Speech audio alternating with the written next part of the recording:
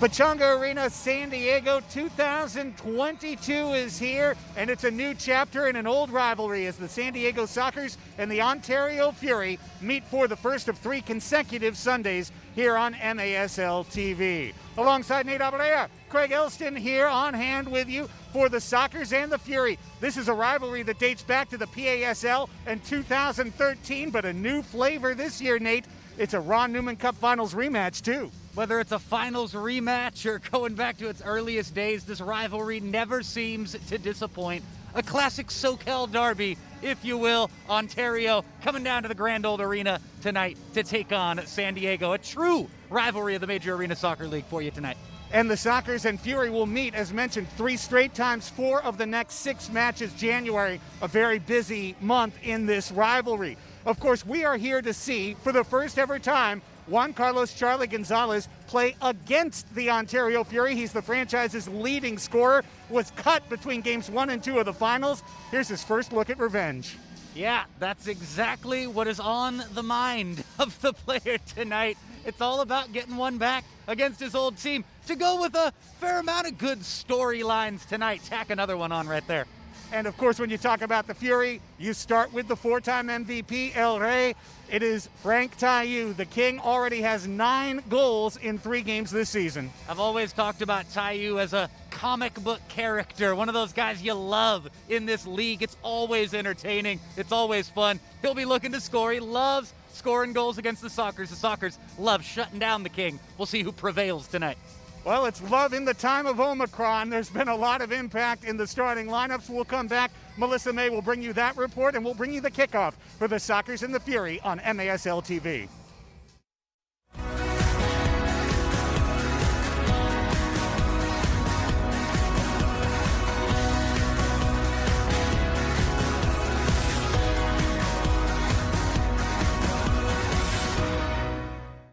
Here at Front Wave, our members are built different. They don't just talk of success. They roll up their sleeves and get it done. And with serious value on banking, lending, saving, planning, Front Wave is right there with you. So dream big. We got you.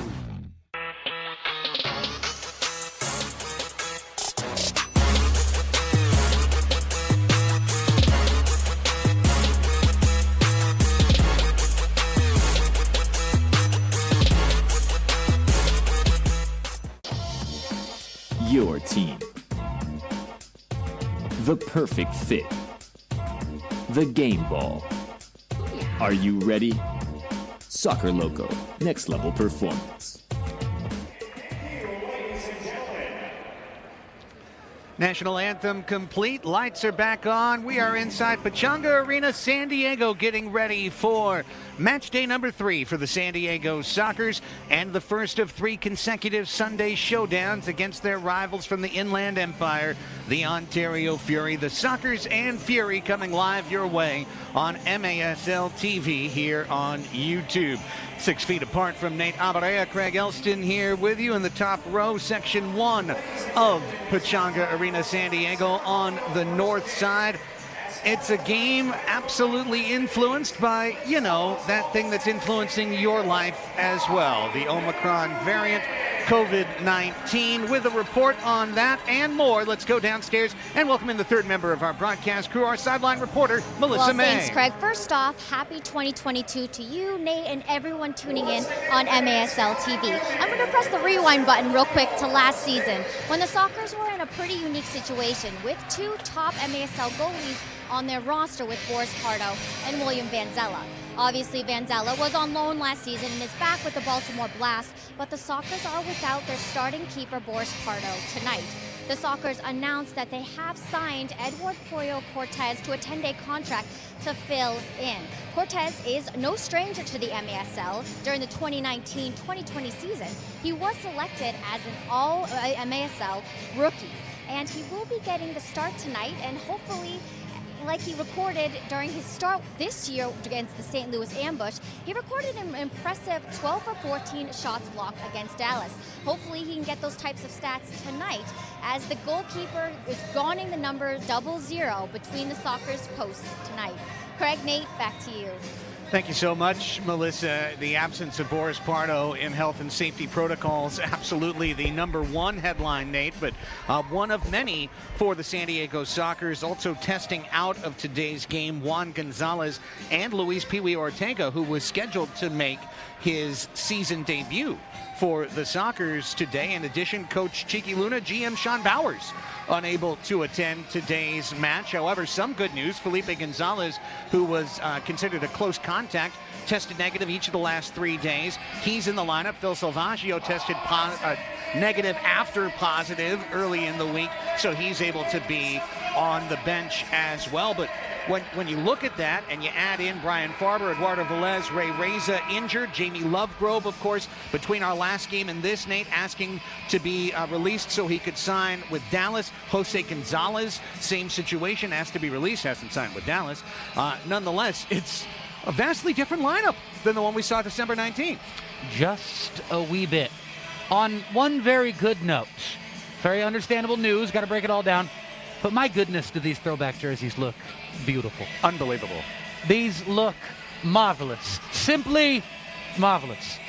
Courtesy of our friends at Flight Sports, the official apparel manufacturer of the San Diego Sockers. 15 minutes on the clock, underway with an immediate steal by Justin Stinson for the Ontario Fury. Traveling left to right across your screens, dressed all in black, trimmed in red. The Sockers in their gorgeous retro yellows with the blue collar, the blue shorts, and the yellow socks. Bobby Cressy's in the house.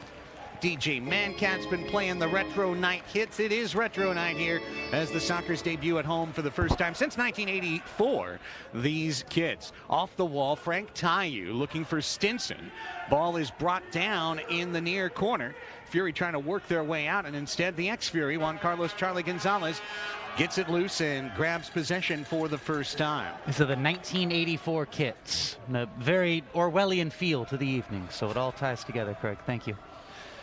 San Diego has always been at war with Ontario. San Diego has never been at war with Ontario. A whistle and a foul on the Kaiser Permanente side, and we remind you that the Sockers all season are proudly presented by Kaiser Permanente San Diego. It's already been some solid 80s jams on the PA. Also got to hear Bobby Cressy's sound check this evening. If you ever get a chance to catch a Bobby Cressy sound check, please do so. There's the foul on Robert Palmer, dropping Tavoy Morgan in front of the Fury bench.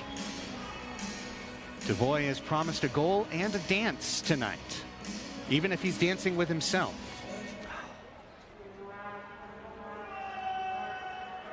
Leonardo de Oliveira, another ex-Fury, traded famously for Chris Toth prior to the 2018-19 season. Toth in net, playing underneath the banner of his father, Zoltan Toth, one of the retired numbers of the San Diego Sockers. Yeah, it was funny seeing Toth at the jersey stand, seeing the name Toth available to purchase again. That was not Chris Toth. That was the Zoltan throwback. Indeed. It was #1, not number 31. Here's Nestor Hernandez. Longtime veteran. Leaves it off to Willie Spur, ex of Tacoma, his first year with the Fury. Jurado with the dispossession and the punt out. Toth will collect in defensive midfield. 2nd minute off the clock. Juan Tupete, former Socker, staggering run in. Jurado keeping an eye on him. Sockers also welcoming back to the lineup for the first time this season Cesar Cerda, the mini-game hero, scorer of the cup-winning goal in Game 3 of the Ron Newman Cup Finals. A 2-1 victory over Ontario. April 18th of 2021 of last year. A former Socker, Emmanuel Aguirre, who signed with Ontario in the offseason, asking for the ball around the red line. Instead, it's going to go down to Frank Tayu. Frank going with the shaved head look today. Gutierrez trying to wall pass to himself. Taken off the ball by Emmanuel Aguirre. There's Tayu outside his zone. Double team pressure comes. Foul called. Cardenas and Gutierrez combining on the challenge. Frank Tayu, 4-time MVP of the MASL. 3 points from 400 in his MASL career.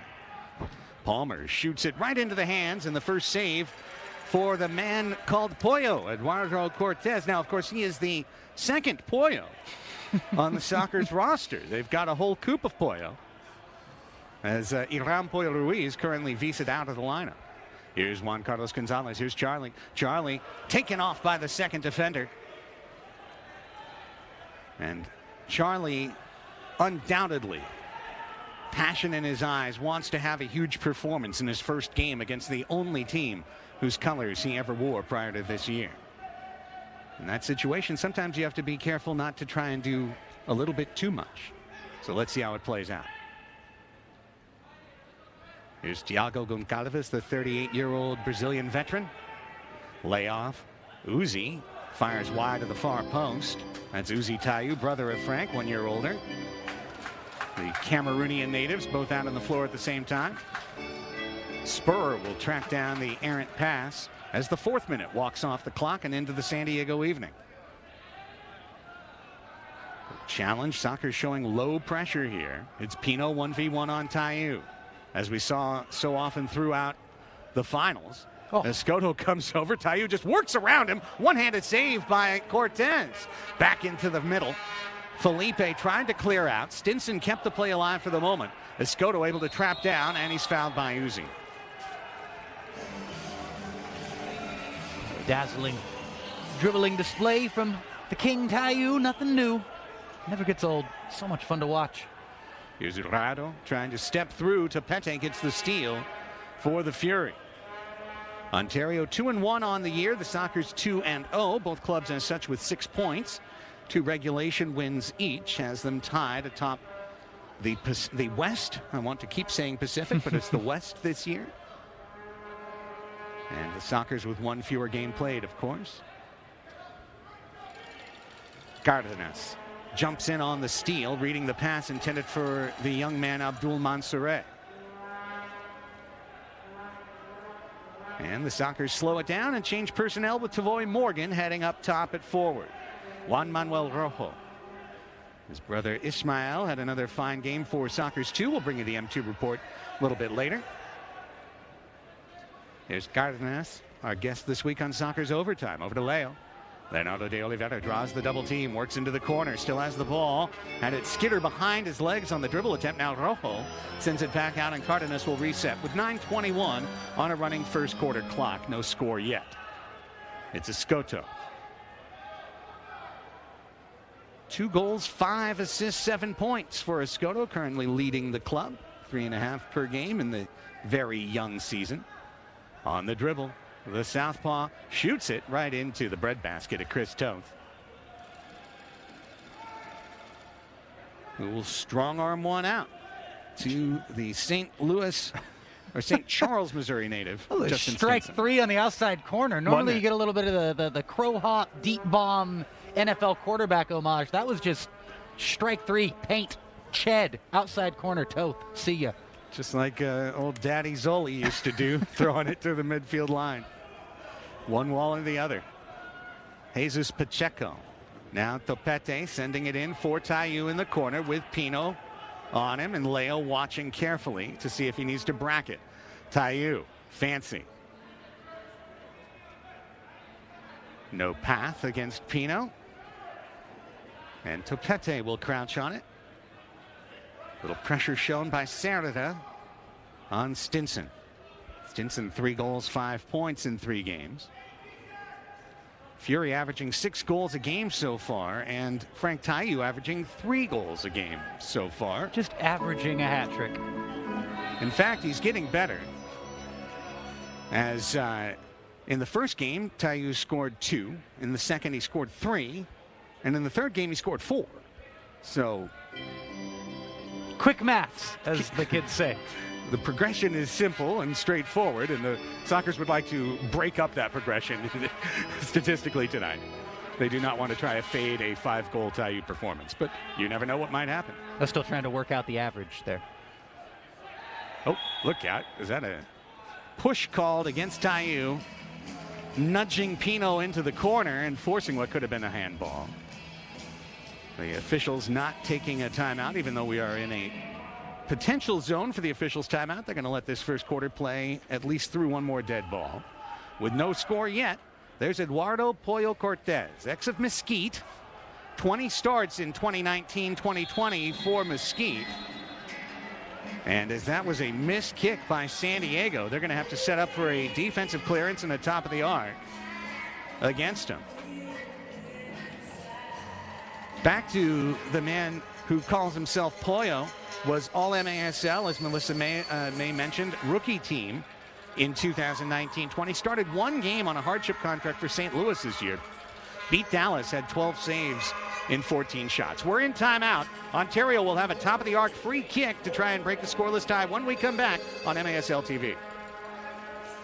All right, yeah, thanks, for sure, I'll be there. Hey, wait, hold on. I'm running by the field right now. You're never gonna guess. Dude, Medina's here. I think he's training for a comeback to the Sockers. What are you talking about? Medina? He retired 2 years ago. He's too old, bro. Oh, dude. You're right, bro. He's too old. Okay, so that barbecue, yeah. Don't wait for the ring. Call your Cairo today.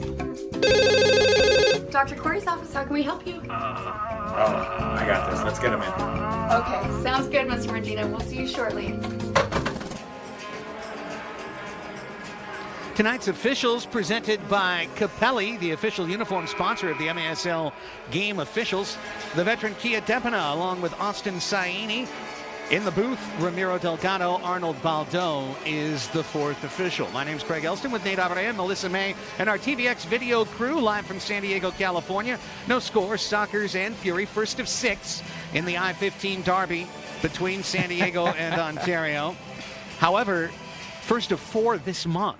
So 67% of the season schedule between the Sockers and Fury will be complete by the final week of January. And at that point, we should have a real good idea about where the West is headed. A lot of time to be spent on the I-15 in the next month. It's Goncalves or Stinson or Pacheco. Thiago shoots it into the wall. Pacheco brings it down, and Ontario maintains possession off their top-of-the-arc free kick opportunity. That pass intended for Taiyu. Felipe Gonzalez deflected it, brought it down, and now will try and bring it out of the zone. High pressure has been shown by the Fury for the first time in this game. There's the one touch for Pollo Cortez. He's now out of the play until the Fury touch the ball again. Charlie Gonzalez, slide tackle of the ball there, denying to Void. Morgan gets it back, in between 3. It's back to Cardenas. Dribbling its way through to Gonzalez, who pinwheels his way out of trouble. Looked for a whistle that he didn't get. Felipe off, Rojo on, as the pass intended for Morgan was headed out of there by the ex-Soccer Juan Tepete.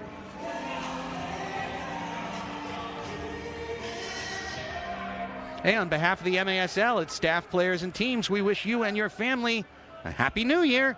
Hope to see you at a game here real soon in 2022. Morgan brought down by Uzi, second foul of the half on number 70, Uzi Taiyu. Dangerous free kick coming up for San Diego. Feliz Año Nuevo, everybody tuning in wherever and however you're dialed into this one. A big chance for the Sockers to get some happy faces here. Still scoreless after a very low-scoring game here a couple of weeks ago. Folks might be getting a little restless when it comes to wanting some action, some goals. We love about football rapido. They come up with here. Charlie fakes. Charlie calls timeout. How about a timeout? That's what I was looking for there. Would you like to have a goal? Well, let's talk about it. Well, how about a timeout? We don't have the goal, but that's like when you go to the shoe store and I need a size 12. The person says, "Oh, we don't have that. We have a size 11." Yeah. Would you like an 11? Would you like? No, no. There you go. Okay. The official match ball of the MASL is designed and produced by Flight, expertly designed for the indoor game. Flight is the premier partner of choice. Flight, challenge everything. Our next home game will be 1 week from tonight, Sunday, January 9th, the Sockers and Fury. We told you it's 3 in a row against Ontario. The second of which will be right here at home, and one of our favorite yearly traditions returns next Sunday. It's the Soccer Celebrity Media Halftime Game. Come out for round 2 of the Ron Newman Cup Finals rematch. Stay to see some of your favorite celebs and media stars from San Diego strut their stuff on the field in a special halftime match you don't want to miss. Don't want to miss. Don't want to miss that thing. Celebrities. Tickets for the Celebrity Media Game night are available now. Go to sdsoccers.com/tickets or give us a call. Leave a message. We'll call you tomorrow. 866-799-GOAL. Before we come out of this timeout, what is the official criteria for the celebrity terminology in the celebrity game? Okay. Asking for a friend. Yes. So if you have a Wikipedia page, that's a pretty good start. Okay. I feel like you get into it with a Twitter handle. Top of the arc, Giles, right wing. Leo off the Kaiser Permanente logo. He lives well but did not thrive on that free kick. Gonzalez with a double team greeting him. Charlie Gonzalez says, I've got somewhere I can go here. Quick triangle pass sets up Guerrero Pino outside. Charlie says, I want it back. He's got 3 around him every time he touches the ball. Mansoret and Hernandez get it away for the moment. Leo chests it down and brings it out with 3 guys around him. Makes the wrong choice in the pass, but it comes to Escoto. Knocked down by Spider-Man in net, Chris Toth. And Pino rescues the loose ball in defensive midfield. Under 5.5 to go in a scoreless first quarter. Here's Juras. Escoto draws a man to his hip. Israel Cisse, the veteran. Back to Pino, back to Rojo. And as Jurado stepped over the ball, Goncalves got a touch on it. Loose for Pollo to have to track down. Now he's under pressure, and his pass was blocked. He's in trouble. Spur in the corner. Cardenas comes in to rescue it, only for the moment. Ontario has it back with under 5 to go in the first. There's Palmer back to Goncalves. And now Stinson. Lobs it in for Tayu, warded off by Cardenas. Puts his foot on the ball, gets pulled down. The whistle sounds. The foul is called. If on Tayu, his team leading 11th. That pass hit Kiadepina on the way up the wall. Team leader in goals and fouls. Correct. That is the king if the king is going to king. Give and go, looking for Jurado. There was a hold in midfield. No, they will say instead it was Jurado who was warding off his man.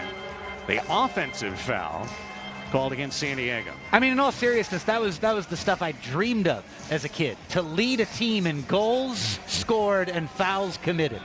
That is genius stuff. I'll take it back. Instead, what they said is the foul was committed behind the play, and they sent it to San Diego. But now Ontario has the ball nonetheless. Tayu beating Childs to the loose ball in front of the Fury bench. And Topete will wrangle it out of the zone. Looking for his dump opportunity. He finds the hands of Cortez.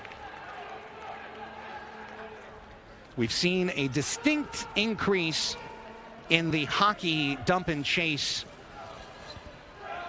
strategy with the new goalkeeper as a result rule, of that goalkeeper rule. And is that really a good thing? Is that a good thing for the aesthetic of the game of football rapido that we love so dearly?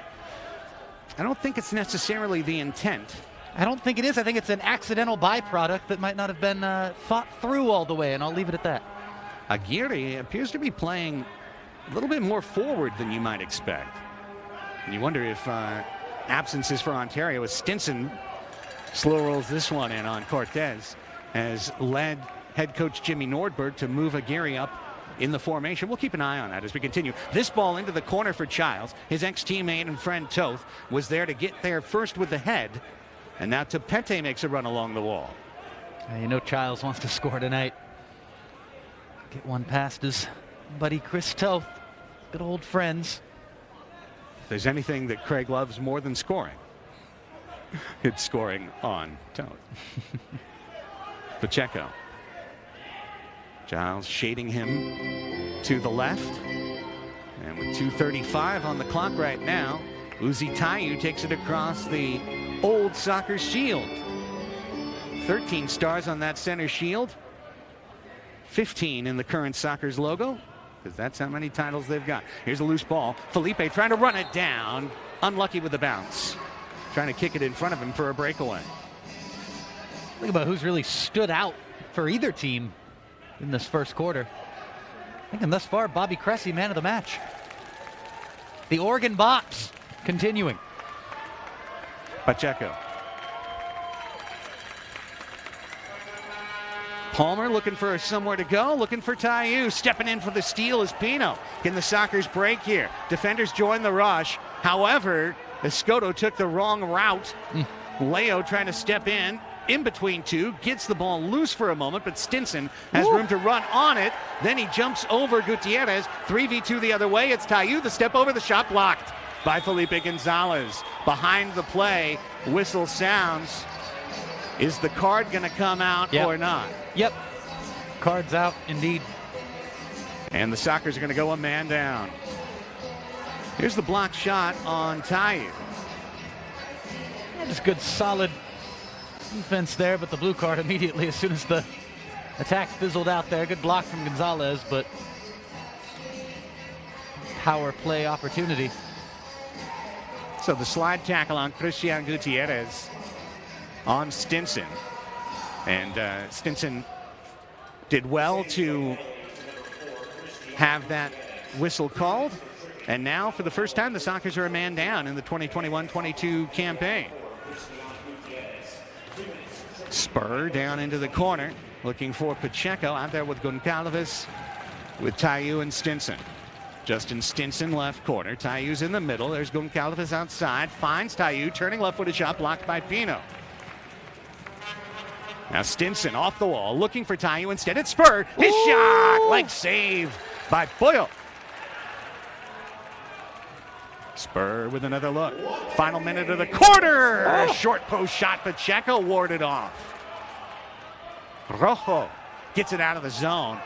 Felipe tugged on the jersey, staggered and dropped, and the foul called on Stinson. And nothing all too flashy from Boyle. A couple of awkward ones. Have a couple of bruises tomorrow on the chest and shin. Just getting the whole body behind it, getting anything behind it. Making a couple of big stops on the penalty kill for San Diego. 38 seconds on the quarter clock. Power play would carry to the second quarter if the Fury do not convert. Ontario on the season is 2 for 3 on the man advantage. So young in the campaign. Baby numbers like 2 for 3 and 0 for 0. Good 1-2 passing. Now it's Spur on the third try. Kicked out by Pino. Another blocked shot for Guerrero Pino. Corner for Ontario. Stinson shot blocked by Felipe. Back to Goncalves, 11 seconds on the clock. Stepping up Cardenas, loose ball, rescued Stinson, 5 on the clock. Goncalves directing traffic. Stinson needs to shoot. Pacheco knew and just missed the upper corner. 22 seconds remaining on the power play for Ontario. 15 minutes complete from Pechanga Arena, San Diego. The MASL match of the week. It's a scoreless one so far between the Fury and the Sockers. Thank you for joining us wherever you're watching around the U.S. and around the world on MASL TV.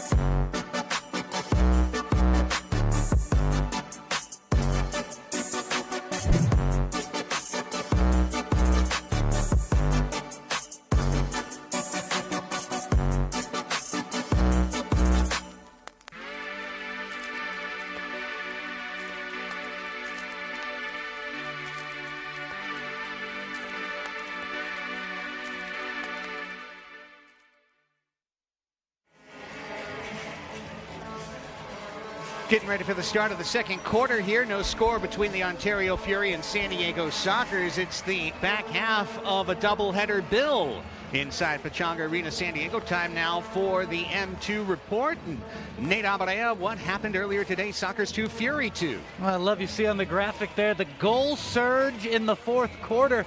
It was a goal surge through the second half. 3-1 down were the Sockers 2 squad. 3-1 down at halftime to Ontario Fury 2. They reeled off 6 straight to take a 7-3 lead in that game. A couple of golazos. Ismael Rojo looking real good for Sockers 2. 8-4 eventually the final, but you score 6 straight, 6 unanswered in a game of arena soccer. It's a good recipe for success.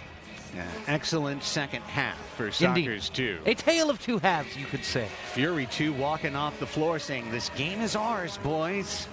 But it slipped through their grasp. You got to play all 60. Now, fans received a set of referees cards courtesy of V Group prior to this evening's game. It's been one blue card shown by Kia Depina, 22 seconds left on it on a slide tackle against Christian Gutierrez of the Sockers. So a power play as we switch sides. Ontario running right to left, San Diego left to right. And 21 seconds now left for the Fury to try and get a power play goal. They'll need a quick pass, and it's headed away by Pino. Goncalves at the top of the formation in the corner. Pacheco will get that power play goal with 6 on the clock. That upper corner shot that he just missed to end the first quarter. Second time a charm in the opposite net, and the Fury step out in front 1-0. Pacheco with a blast for the opening goal. Very little space to work with. Found his angle, went top shelf, and just smashed it home. Past Boyo to give the visitors the lead. See the build-up here, a little bit of space in the corner, but a whole lot to work with. And far post up high. Said my time, and every right to flex the name on both the front and the back of the Fury kit there for Jesus Pacheco. Willie Spur gets the assist on Pacheco's 3rd goal of the season, lifting now the Fury to 3 for 4 on the man advantage early in the 21-22 campaign. So the Fury out on that good foot that they've been looking for. That's a 3-line pass committed by Chris Toth. It's a gift. Sockers get a red line free kick here from straight away. And Toth had a word for Uzi Tayu, saying he didn't have the passing angle that he needed, which led to the bad dump. Escoto, Leo with the step and the shot! Just wide.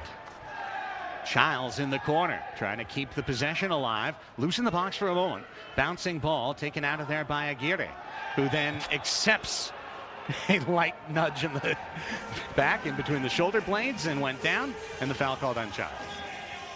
1-0 Fury. Ontario is on the best run in franchise history of results against San Diego. Charlie with the steal. Laid it to the right side, Escoto. Man in the middle is Gutierrez. However, under pressure, Escoto, little zigzag, double fancy move, trying to get his left foot open. Now the right, tried to scoop it to Charlie on the angle. Taken away, and Tayu can control. Escoto a little bit too much fancy footwork there. Tayu, meanwhile, got that ball out in front of him. He was ready to go to work. Across the floor. The pass to Gutierrez. Brings it back toward the bench. Sends to the middle. Mitchell Cardenas. Back to Escoto. Sockers probing. Nobody in the zone right now. Morgan will make the run. As Escoto lays it back. Cerda to Cardenas. Morgan. Held off by Topete. Urado called for the foul on Mansoret. So the Fury regain possession on a very light touch. In Urado's estimation, Mansoret thought it felt like a cinder block to his back. And hey, it's not about the strength of the foul, it's about whether it takes you off balance. There's a turnover by Toth, looking like a Vikings quarterback out there, leaving it over to Gutierrez. Gutierrez holding on the wing. Urado was making the run, but there wasn't a passing angle. Now Leo to work. Leo to the left foot, turns, puts his back to goal, spins the right foot. Out to Gardenas, who will shoot it over glass and out of play. I'm not trying to make any excuses for Chris Toth. From my time working with him back a few years ago, I know he wouldn't want me or anyone to do that, but I can't help but think, and I know I also said I wasn't going to say anything more about the new goalkeeper rule. Well, I lied with that, because I can't help but think every time a goalkeeper has the ball at their feet right now, they're forced to overthink. They're forced to really think about what they're going to do with that pass, as opposed to just letting the game flow. Great pass by Leo as Scotto watches it roll into the corner, trying to bring it back to Childs at the free throw line. And it ricocheted to Toth. Tayu and Pino attached at the hip, as they usually are in this battle. Leo back to the foot of Cortez, had to put it out under pressure. Chested down by Childs along the penalty box wall. Childs looking for a whistle that never came. Third minute gone in the second quarter. Jesus Pacheco scored on a power play goal from the far corner. 16 seconds into the frame. Escoto with the steal to the feet of Rojo and right on the goal line. Palmer is able to get it back to Stinson. Just a nice calm back pass there from Juras. Now it's Tayu on the elbow. Little zigzag of the ball with his right foot, and then an easy foul to call. And that's 2 on both Tayus. I think in case we didn't know that, Craig Childs clarified. Said that's 2. Held up what almost looked like a peace sign, but it most definitely was not. Peace out, Frank. It could be. We'll see how many more fouls the team leader in goals and fouls commits before the night is over. Morgan, oh, lovely. At the edge of his zone, Toth grabs it. Kenta Colby style, sidearms one out. Palmer leads it along the northern wall for Pacheco. Dancing away is the ball. Urado is able to track it down. There's a little Dan Quisenberry action there from Chris Toth.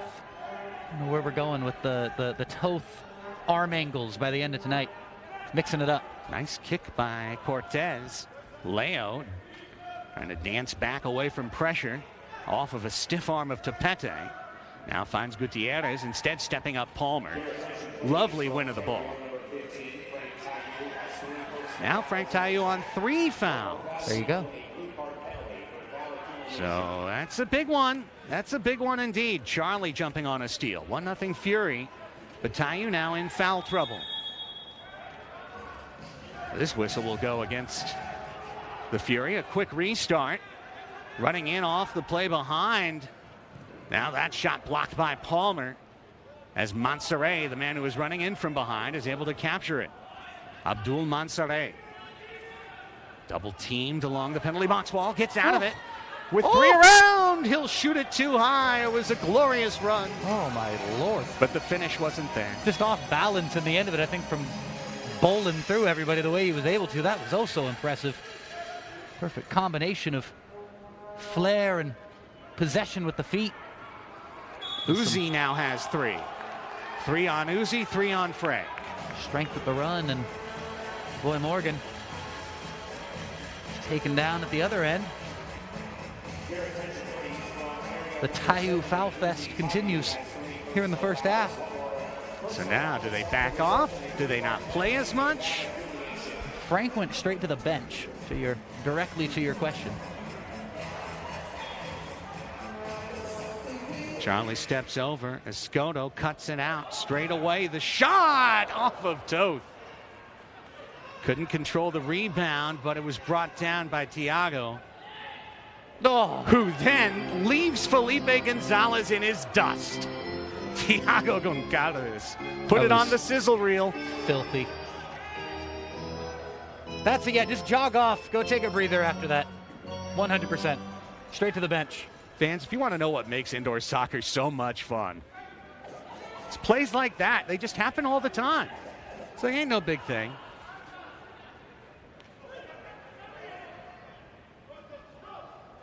I love a game with a good bit of sauce. Stinson That shot blocked by the sprawling Gutierrez, and a chance for a counterattack is on. Saucy. Escoto jumps off, man jumps on. In the middle, it's Charlie. It's Gutierrez.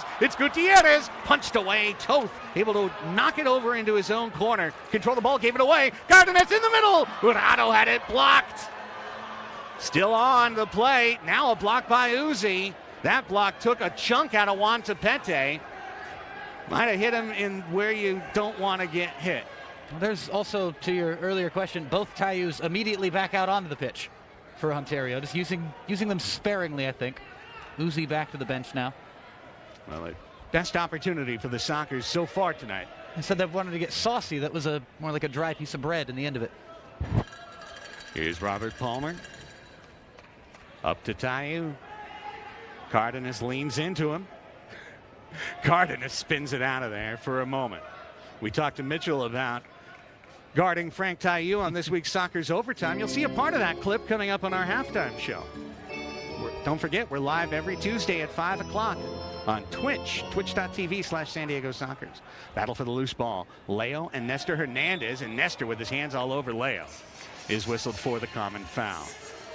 Again, a reminder as Frank Tayu runs off right now. Neither Tayu on the floor right now, but both Tayus sitting on 3 fouls. Escoto with Stinson, or Mika Goncalves tugging on him a bit. Saw the ball go back to Israel Cisse, one of the original Fury. And it's Aguirre. Manuel Aguirre, left footer. Working in on that dominant left foot. Escoto steps in, Escoto steals. Play is live through a double team. He's dropped. The foul is called. Goncalves complains. We'll get a look at it here, Craig. Not a whole lot of contact there. Escoto was, I don't think by any means diving or embellishing. I think he was just off balance and kind of fell. No call may have been the right, but not really all too much difference. Just Soccer's possession at midfield. Yeah. I think that's one they missed, but not a big deal.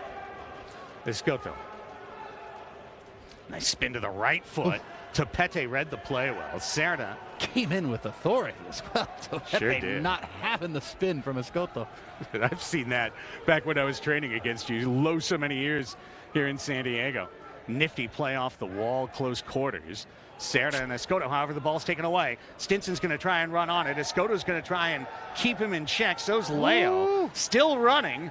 Leo takes it away. 6.5. Leaves it for Cerda, who gets dropped. All ball. Wow. All ball is the call. Or so they say. I'm sure we'll get another look at it, but my goodness. Tough one along the wall. Wonder if our down low sideline camera caught that one, but the Soccer's bench unhappy, of course. Here's Pino versus Tayu. We'll just have to take the word of the referees for it. Kia Tepana's been around longer than all of us in terms of indoor games. Seemed well timed. I'll give it that. Here's Tayu with Pino. Tayu turning and hanging on off the LA Fitness logo is Eduardo Poyo Cortez on a 10-day contract. And if you're just joining us, Boris Pardo and health and safety protocols. The Soccer's regular reserve, as Jurado does well to get in the air, although it just dribbles it over to Toth, is 22-year-old Xavier Snare Williams, who's yet to appear in a professional indoor soccer match. The Sockers go to Cortez, a bilingual performer in that. Something pretty important when you come to the Sockers. You need to at least know Spanish if you want to communicate with the back line. As Charlie Gonzalez goes down and holds his leg and is yet to get up, the Fury get possession. Charlie is back on that peg as we work off the 25th minute of play. 5 remaining in the first half. 1-0 Fury on a power play goal by Jesus Pacheco at 16 seconds of this quarter, with just 6 seconds left on the man advantage. Monserrat sprawling. Stinson is going to get called for the nudge in the air on Gutierrez. Fouls stacking up on the Fury, but nothing in terms of a blue card yet. That's 3 on Stinson now. Morgan saw the ball get in front of him, and now he is called for the foul. Now, one other thing to keep in mind, of course, Nate, is that, yes, it's 4 fouls and a half that leads to a blue card, but also 6 fouls in the game, and you're out. You foul out. I was thinking more of that, honestly, with Frank especially, picking up 3 with like 10 minutes left in the second quarter. I was thinking you don't see the foul out all too much in the MASL, but started looking at the clock thinking, man, the King's got to be careful. Toth's across midfield where now he can touch it multiple times. He's also a goalie across midfield. Tayu taken away. Cardenas. Toth retreating. He's at his red line and now at the top of his arc. In the middle is Felipe Gonzalez. Cuts it to the left. Christian Gutierrez. 4:05 left in the first half. Soccer's trying to get off the zero. Here's Charlie. Charlie lobs it, looking for the head of Escoto on the back post. Tayu steps away from Cardenas, dances out of trouble, sends it over to Cisse, who sent Escoto flying. And now the ball's loose along the northern wall. Sliding to get it is Felipe Gonzalez, and he wins that ball. And it's Gutierrez the other way. Christian Gutierrez finds Charlie Gonzalez, the trailer. Here's Juan Carlos Gonzalez over to Mitchell Cardenas with 3.5 to go. Last man into the play, Felipe! Punch save, rebound, taken down by Pacheco. Off the wall, Cisse fighting for it off the hand of Charlie Gonzalez. Take another look. Just strong down to his right. The big right paw. Seen that so many times in a Soccer's uniform. Christel still doing it. Look at this. Tepete went flying past Urado, who had to catch up, and then in the end, the shot always rising out of play. We've reached the officials' timeout, and we will take it. 1-0 Ontario, the conclusion of the first half, when we return after this message on MASL TV.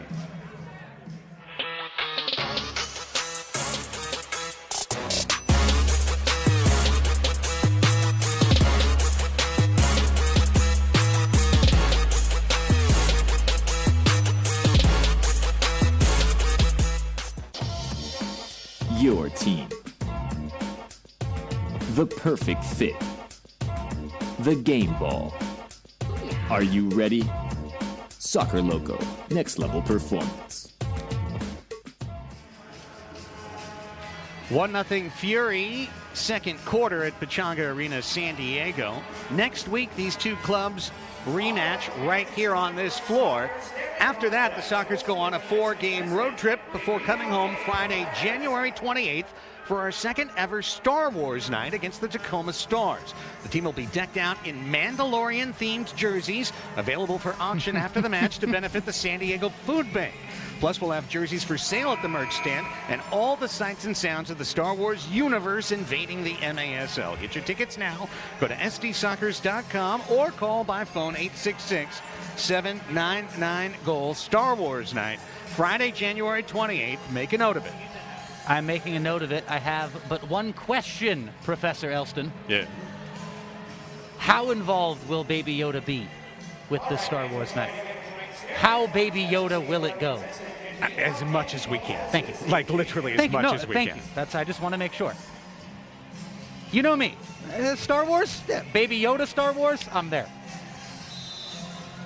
Having some fun up on the scoreboard right now with a staring contest.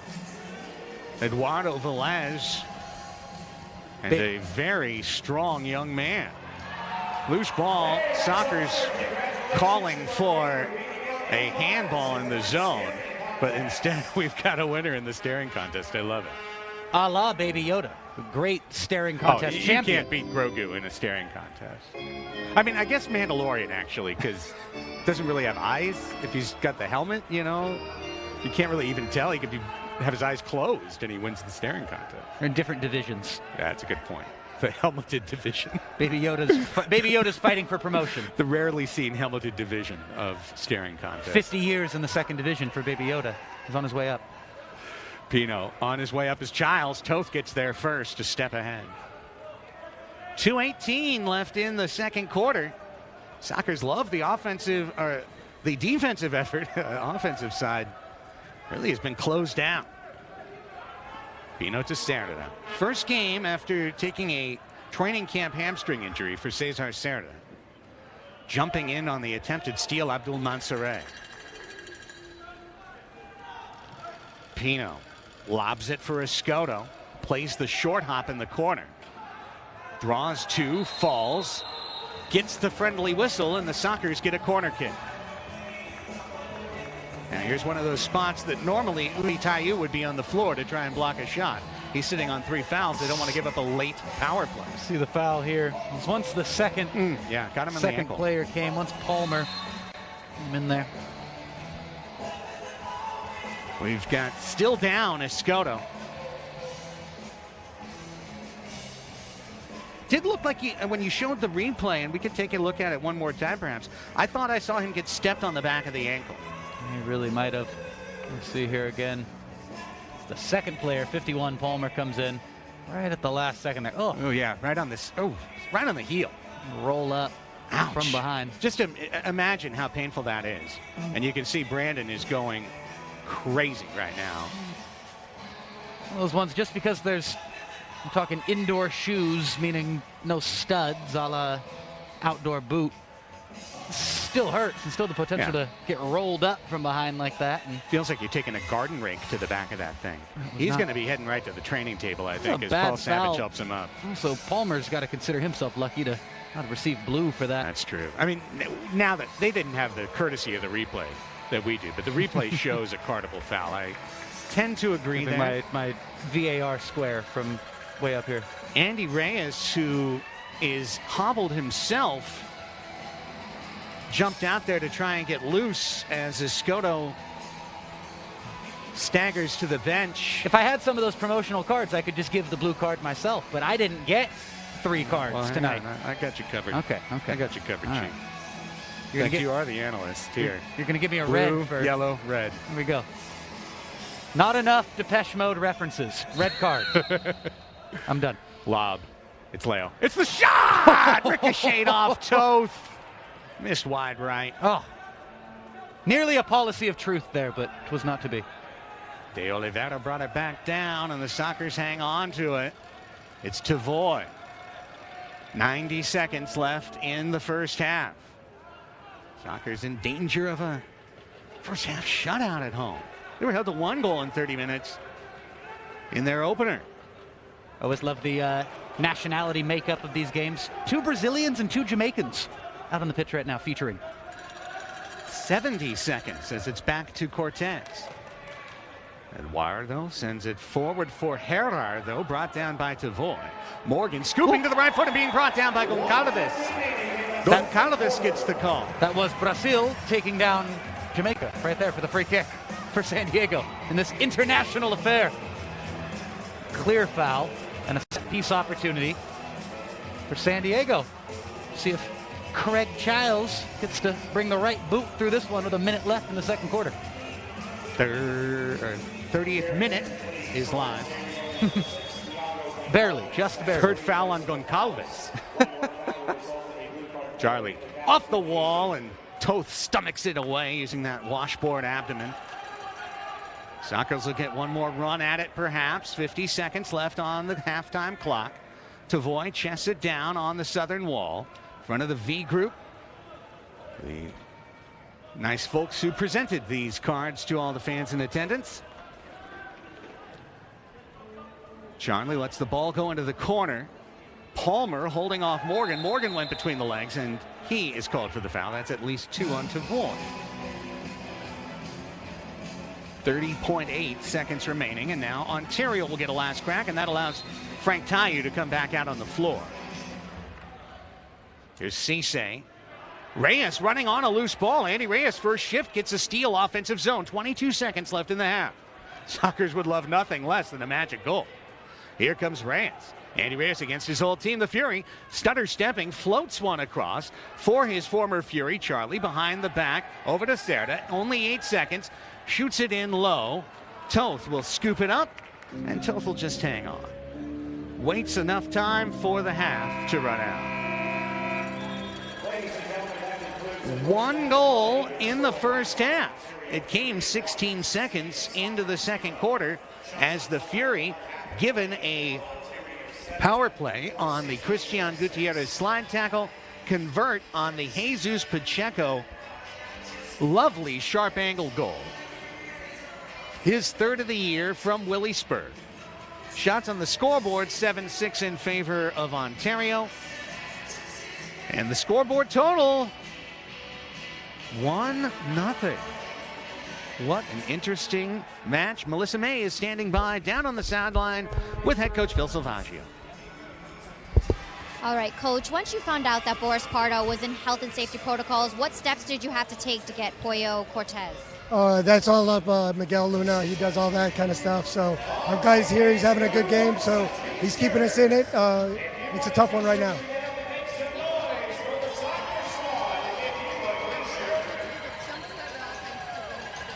Yeah, we were playing a very conservative in the first half here because, you know, new goalie, we wanted to make sure we feel comfortable. We want to keep it close as long as possible, and then we can make adjustments from here.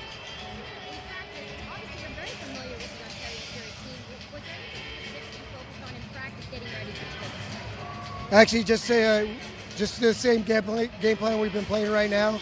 A little bit low pressure and just sitting back and hoping to counter. Open up during the second half now that it seems like everyone's kind of settling into their roles? We'll see. We'll see how the score goes. All right, Coach. Thank you so much. Thank you. Back to you guys. Thank you so much, Melissa May, down on the floor with Phil Salvaggio. And I think the interesting takeaway from that is the Sockers playing an intentionally conservative game plan in the first half, trying to protect to some extent Eduardo Pollo Cortez. And Pollo up to the task. Nobody would have stopped that Jesus Pacheco goal. He put the biscuit in the basket in the upper corner where nobody could possibly guard it.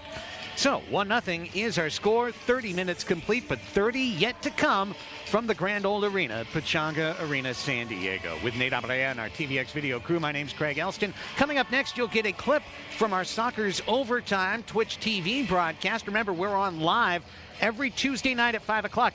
Set a reminder in your phone to join us at twitch.tv/San Diego Sockers. We have on a live Sockers guest at 5:30 on the show every week, and this week's guest was Mitchell Cardenas. You will hear from the champion Sockers defender. When we come back, it's halftime. 1-0 Fury on MASL TV.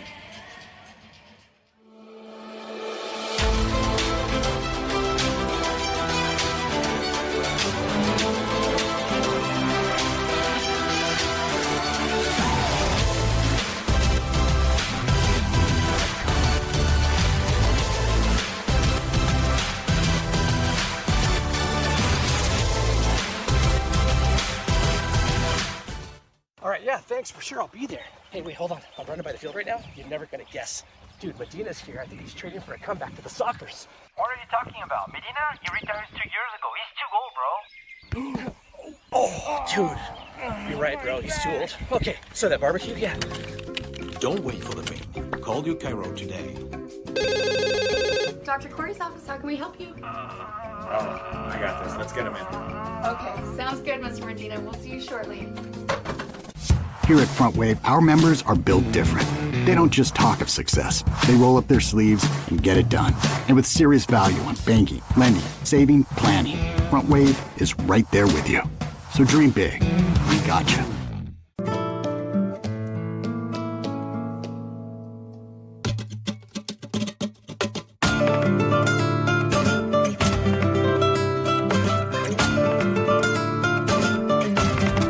Califino Tequila. Treat yourself to the fino things in life.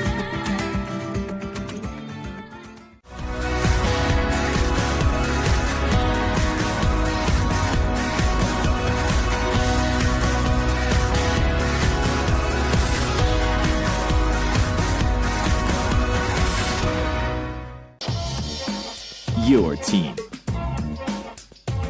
The perfect fit. The game ball. Are you ready? Soccer Loco, next level performance.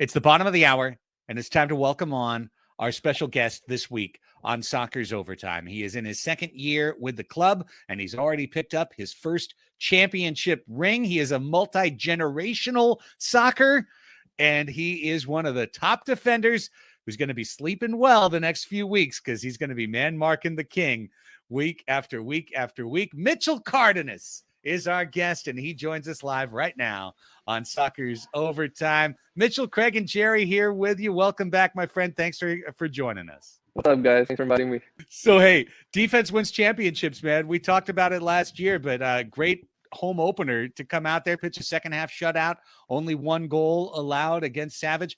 When you guys went back and reviewed the film, how proud were you of that effort overall? Defensively, I thought, it was a good performance from top to bottom. From Boris all the way up to the forwards. It looked like we were on the right page, the same page, sorry. And I think we worked well together. It was a big difference from the Tacoma game, but that's also, first game of the year, hard to jump into a rhythm right away. So it's good to get that game under our belt, most importantly, and then come home and win in the home opener as well. It's so easy, Mitchell, when you're a fan, a casual fan, even an in deep, a front office guy, a broadcaster, to look at a game, and if you haven't watched it closely, open the box score and say, okay, well, who did well? Let's go look. Oh, Brandon Escoto had 4 points. He did well. Looks like Frank Tayu had 3 goals. He must have done well. And to just base it on, points and assists. However, it is very clear that there's a lot more to the game. And I would tell you that after the Tacoma match, when I was talking to our coaching staff and I was saying, okay, give me some rankings, talk to me, who played well. One of the very first names that came up was your name, Mitchell Cardenas. And you had an assist in that game, but it was, hey, he was either guarding Nick Pereira or Vinny Dantas every single minute.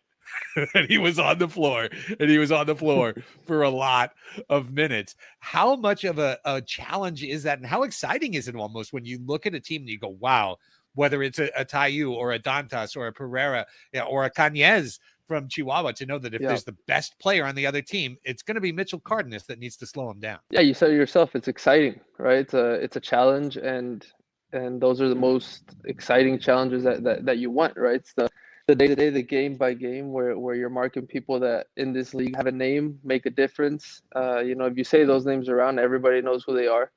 And kind of every team we play this year, if you look at our schedule, they all have a striker who's well known in the league, and like you said earlier, they get a lot of points. So it's a challenge to try and limit those points. You're not ever really going to stop somebody who's just able to find the back of the net consistently, especially with the walls. That's something different from outdoor that the casual fan maybe won't see. But there's a lot of rebounds, a lot of little blocks that lead to other shots and stuff like that. But no, it's something I look forward to every game, and playing for this club, it's a responsibility as well. And the lights are always on here, so you kind of have to perform every single game. We're talking with Mitchell Cardenas here live on Soccer's Overtime on Twitch TV. And Mitchell, I put on our menu just the phrase blocked shots because I wanted to talk to you about this. This is a personal gripe of mine in the league. I think blocked shots are the single worst stat, not in terms of it's a bad stat. It's a really important stat. I think nobody keeps the stat right. It's ridiculous. Right. Like you'll see one game with 30 blocked shots and another with 3, and it's the same sport being played all the time. For a guy who probably gets paid on his blocked shot numbers, how frustrated are you by that? It's frustrating for people who I think focus on that number, but growing up playing outdoor, you never really, that's not something you hear of. Obviously watching the indoor game and being around it due to, my dad playing it, I realized what that stat was, because back in the days you would see a lot of guys win awards just based on the fact that they had the highest number of block shots in the league, right? And it's like you said earlier as well, like if you focus on the numbers, sure, it's a stat and you see, I don't know, a big number, 10 in one game, one game, you're like, wow, this guy had a heck of a game, but it doesn't show that he gave up 30 passes to lead to those blocks, right? So it's kind of a weird stat, but it's for the game, so you just have to roll with it, right? Oh, man. Well, a lot of fun. Mitchell Cardenas, our guest here live on Twitch and on Soccer's Overtime for everyone listening on the podcast. Thank you so much for the time, Mitchell. Best of luck. Stay healthy, my friend. We will see you Sunday at the arena for what should be a whale of a match. Thanks, guys. Always fun talking to you. Have a good one.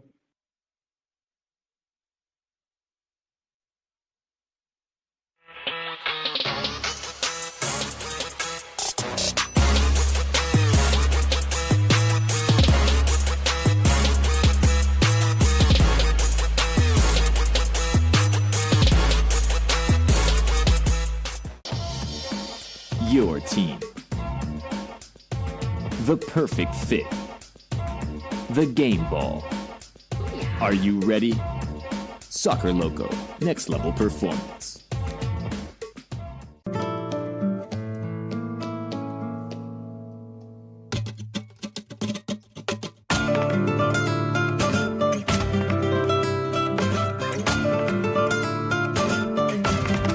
Califino Tequila. Treat yourself to the finer things in life. Here at Front Wave, our members are built different. They don't just talk of success. They roll up their sleeves and get it done. And with serious value on banking, lending, saving, planning, Front Wave is right there with you. So dream big. We got you.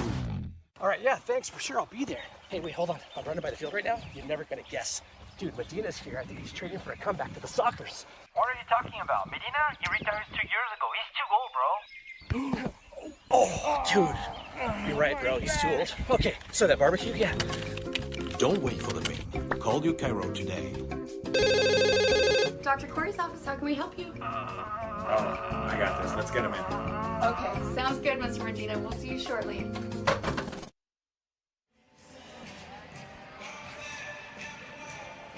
Halftime is wrapping up, and we're getting ready for the start of the third quarter. The San Diego Sockers and the Ontario Fury, 1-0 Ontario. Let's bring you the Front Wave first half highlights presented by Front Wave Credit Union. Frank Tayu, as always, the man to watch. Dazzling footwork to get out of a double team and spin around Brandon Escoto. But there was Eduardo Pollo Cortez, his first ever start for the Sockers, signed on a hardship contract. Sockers free kick, and there's the power of Leonardo de Oliveira, but a little bit off track, which is a general statement you could make for the Sockers offense. There was a great block by Juan Tepete, taking it hard and uncomfortably to deny a potential goal from Gerardo Jurado. Mitchell Cardenas and the Sockers on the attack, and Felipe Gonzalez with maybe the best chance overall for San Diego, punched away a swerving ball by Chris Toth. Craig Childs later on a free kick opportunity, working down low, and Charlie Gonzalez again testing the short post to be denied by Toth on track. Here's the goal, and it's Pacheco, an impossible angle, absolutely no chance for Eduardo Pollo Cortez to try and beat that one. And that was just 16 seconds into the quarter, and on the power play in the final 8 seconds of the power play, Pacheco's goal to make it 1-0. Let's go down to the down to the field now before the start of the second half. Renee Ortiz, assistant coach with Melissa May. Message going into the halftime. I think offensively we have to be faster. We're holding the ball too long. We're giving a chance for them to recover. They're a very good team defensively when they give them the time to organize. So we just got to be a little faster, a bit quicker moving the ball. Keep up the intensity. Obviously, our defense team doing a great job, and just keep fighting with them. How has the chemistry been working between Pollo filling in as goalie, defense and offense? Are you kind of clicking? Did you make some adjustments during halftime? No, I think he's doing great. I think he's doing a great job. I think he made a couple good saves. I think he's playing in very well. His distribution as well. We just got to give him better passes so he can distribute the ball better. But I think we're very happy with his performance in the first half. Coach Salvaggio had mentioned before you went into the half that you were a little bit conservative. Everyone was kind of feeling each other out. Do you feel like now people are kind of feeling each other out and have a better feel of what's going to happen? Yeah, I think so. I mean, obviously there's a history with this team, and I mean, we're still show a lot of respect to them. So I think the second half we're going to be more free, and I think we should go and look for the opportunity more clearly and more convinced that we have we can take our chances offensively. All right, thanks, Coach. Good luck. Back to you. Thank you so much, sideline reporter Melissa May. Sockers trailing the Fury 1-0. Again, resetting some of our pregame storylines. Boris Pardo, Juan Gonzalez, Luis Pee Wee Ortega, along with assistant coach Cheeky Luna, GM Sean Bowers, all in the health and safety protocol, unable to be in the arena today. The Fury playing without a couple of their key players as well. In particular, you look at Jorge De Leon as being a guy along with Jeff Hughes who is out. Third quarter is ready to begin. Will the Sockers find the scoreboard? They're down 1-0 with the third quarter play-by-play. Let's turn things over to Nate Abarea. And with my gorgeous commemorative referee cards, blue, yellow, and red, I am officially giving that first 30 minutes of arena soccer a red card. I do not want to see it again. We will see what the third quarter brings. Will it bring goals or more timeouts and checks up against the glass? Well, there's the latter immediately as Ontario head the other way. This one bounces up into the stands. A whole lot of contact. Seeing Tavoy Morgan being smashed up against the boards, a la hockey check. I'm there in the opening 30 seconds of this third period. Again, my name is Nate Abarea, alongside my broadcasting buddy Craig Elston. Sockers, as Craig alluded to, have not scored. You see that goose egg up there on the score bar in the top left corner of your screen, wherever and however you're watching this thing. Watching on the big screen at home or somewhere else with the phone or tablet. Pleasure to be with you here on MASL TV. So we're about a minute in to this third quarter. And the Sockers are now 31 minutes without a goal tonight. Ontario playing a patient, solid team game. All around good stuff from the visitors from the Inland Empire in that first half. Here's the king, Frank Taillou. The comic book villain that is, or comic book hero if you're an Ontario Fury fan. Or in the past, a fan of Soles de Sonora or Monterey Flash, a few other Vegas legends. Las Vegas legends. Call out to the past. He has been a fan favorite and a fan enemy. He is one of those guys that you just kind of love the entertainment that he brings, and it's more than just an act. It's more than just entertainment. There is sheer effectiveness when it comes to Frank Taillou. Again, the leading scorer early on in this season for Ontario. Also the team leader, as we talked about in the first half, in fouls committed. And he committed 3 in the first 45, or in the first 30, I should say. Committed those fouls actually in the first 20 minutes, I'd say. And Taillou is a storyline to watch before this game is over. The seldom seen foul out.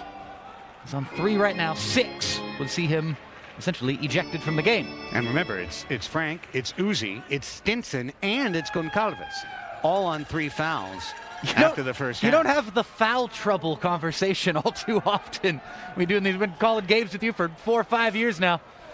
Seldom we talk this much about foul trouble for a team, but indeed 4 different players with 3 fouls here at the start of the second half. As Leo crosses the red line for the San Diego Sockers, clad in these gorgeous yellow and blue retro kits, channeling the past, bringing it back to 1984. Wild West, the glory days. Arena soccer. The Sockers keeping it alive, keeping tradition alive, keeping history alive, and bringing it into 2022. Happy New Year! Again, wherever and however you're watching this one tonight. It's Sunday night in San Diego, California. How about Cisse? He has reason to be barking. Cisse barking back at the officials, and now Cisse in frustration commits a foul. We always talk about the fusion between the traditional game of soccer, call it the outdoor game of football, and what we love here, indoors and arena soccer. Israel Cisse, such a great example of that, a Major League Soccer veteran. Played for the LA Galaxy way back when. I first crossed paths with Israel Cisse when he was playing for the LA Blues, the old USL, like about 10 years ago. And as Craig talked about in the first half, one of the original members of the Ontario Fury, just an all-around Southern California soccer man. He's played for quite a few outfits over the years. Always providing good service to his team and his fans. Trouble. Seeing those familiar names still out there. Craig Childs for the Sockers, Cisse. Yikes, look out. For Ontario, and there's a goal for Ontario. It's Stinson cutting on to the right foot. The final touch came off the Sockers player, but Stinson absolutely is going to claim his goal. That was his all the way. It's Ontario 2, San Diego 0. And it's the steal from Escoto trying to dribble out of trouble. Now, that ball was going to go wide. As you watch the replay, it looked like. Let's take another look and see if I'm wrong or right. Ooh, it's questionable. Inside of the post, I think you got it. Tough one. I think you got to give it. It's Stinson unassisted. It's his 4th of the year. It was dynamic work, but it really started as a timeout is called here with the decision by Poyo Cortez to come out of his net and head the ball and try and work his way out of trouble. He instead put the team into a hot corner right there. Let's keep it. Let's take it. Let's take that. We'll take a quick break here in the third quarter. Here at Pechanga Arena, I'm as San Diego. indecisive as everyone else. Back after this.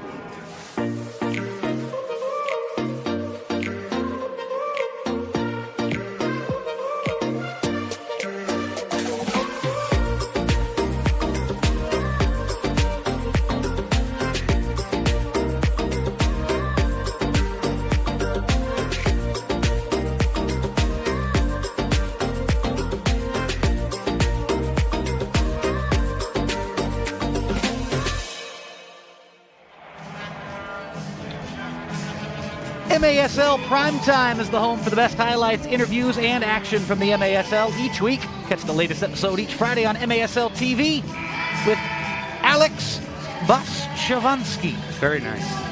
Very welcome. Special shout out to all the folks watching tonight, wherever you are, that are under the covers, stricken with COVID. It is absolutely everywhere. It's infected the staff, our players, the opposing staff and players. I know our friends in Ontario, Philly and the Panda and JR all out. Hope you get better soon. Listen, please get vaccinated. Make sure you got your booster shot. Keep wearing your mask. Do what's right. Help out going into 2022 as we all look to stay positive and test negative here in the new year.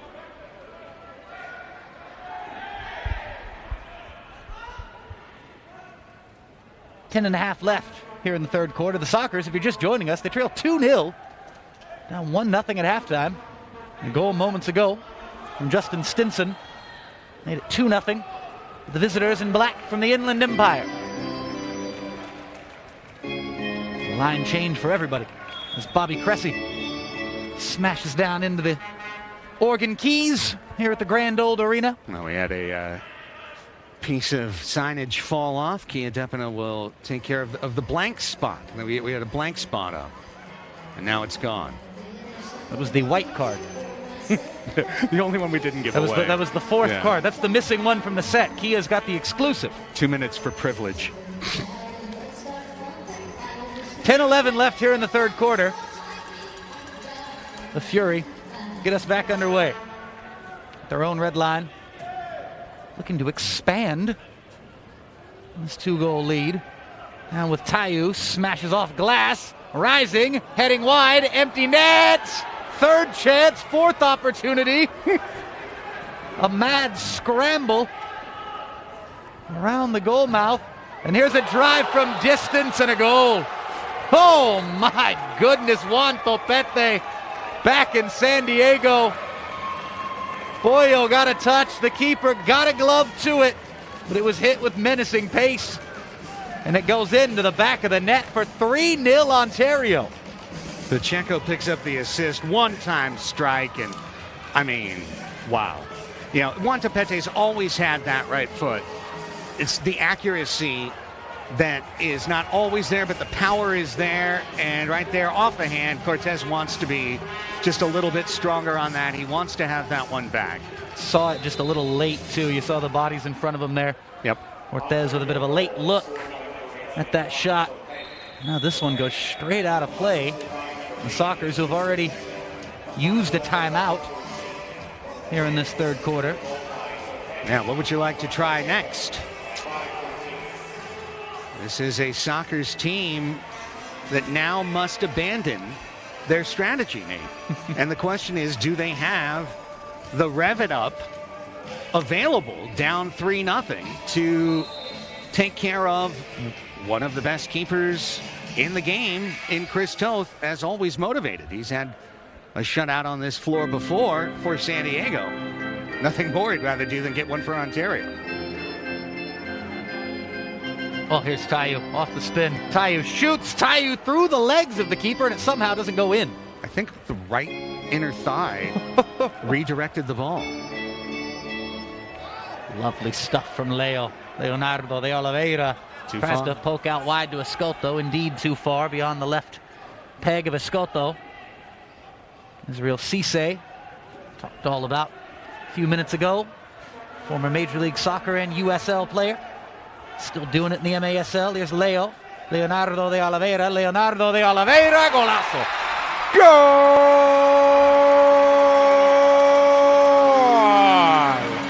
Leo on the score sheet. The Sockers on the score sheet. It's 3-1 Ontario. The footwork that compares to the pizza man, Stan Stamenkovic, the dead leg, the step, the fake with the left, and then the southpaw roller. Uzi Tayu gets an earful from Chris Toth. One fake, two fakes, three, and then the fourth, leaving Tayu helpless to the result.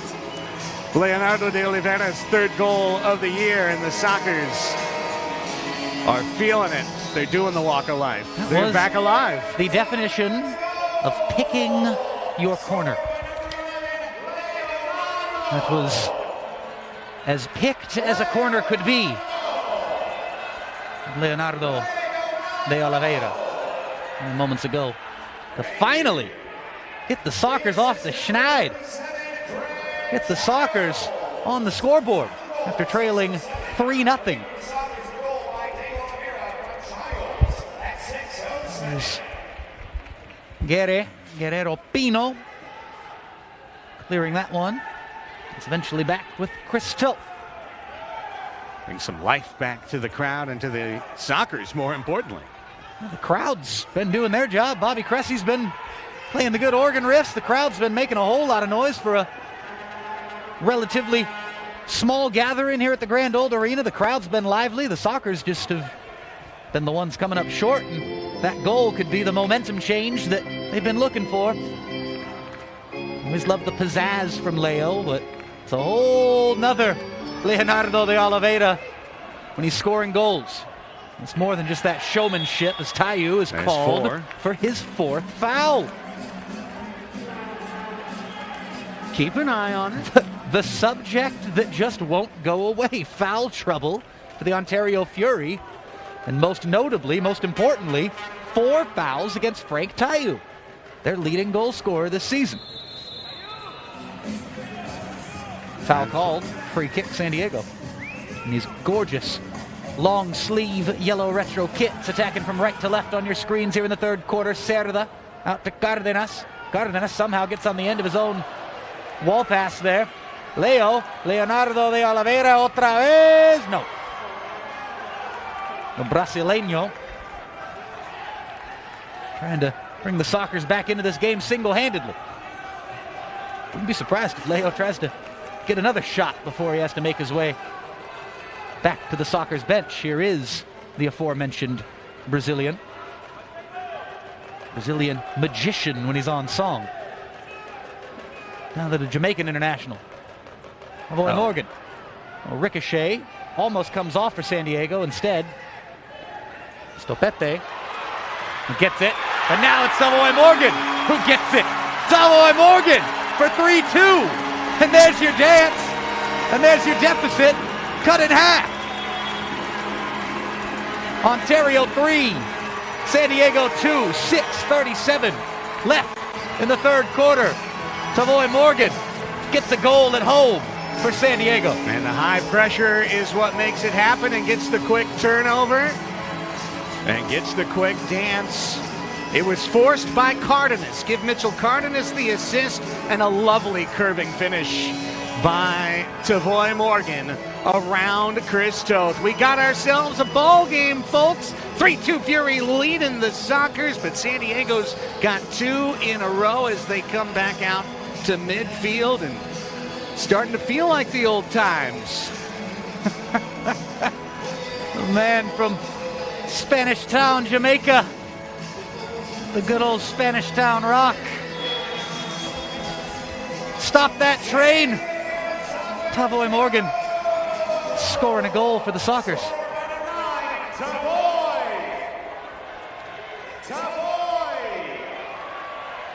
Tavoy! Thank you. The assist to number 31, Mitchell Cardenas. That's brought down, and it's almost cardable, but a common foul there, Nate. Another common foul.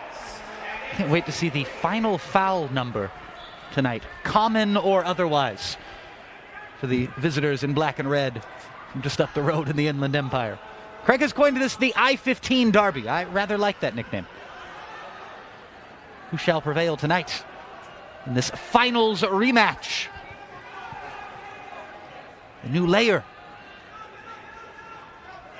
to the aptly titled I-15 Derby. Rough touch there by Jurado. Indeed. Haven't seen a lot from Gerardo Jurado tonight.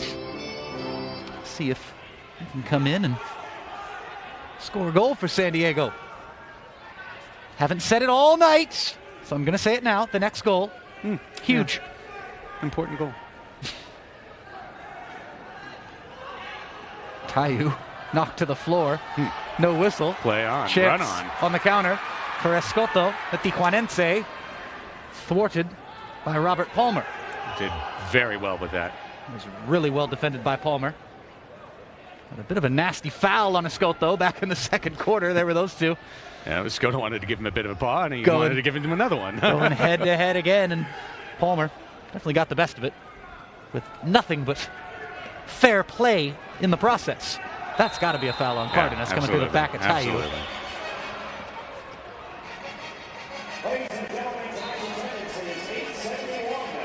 See a replay of this foul right there. Cardenas coming straight through the back of Tayu. Tayu, who takes an awful lot of contact through a given season. Of course, he's not afraid to dish it out. He's committed. He's been called for 4 fouls tonight. Uzi Tayu has been called for 3. Not to be outdone. The Tayu family affair. Goals and fouls. Always featuring. Leonardo de Oliveira. Over to Rojo. Rojo back to Cardenas.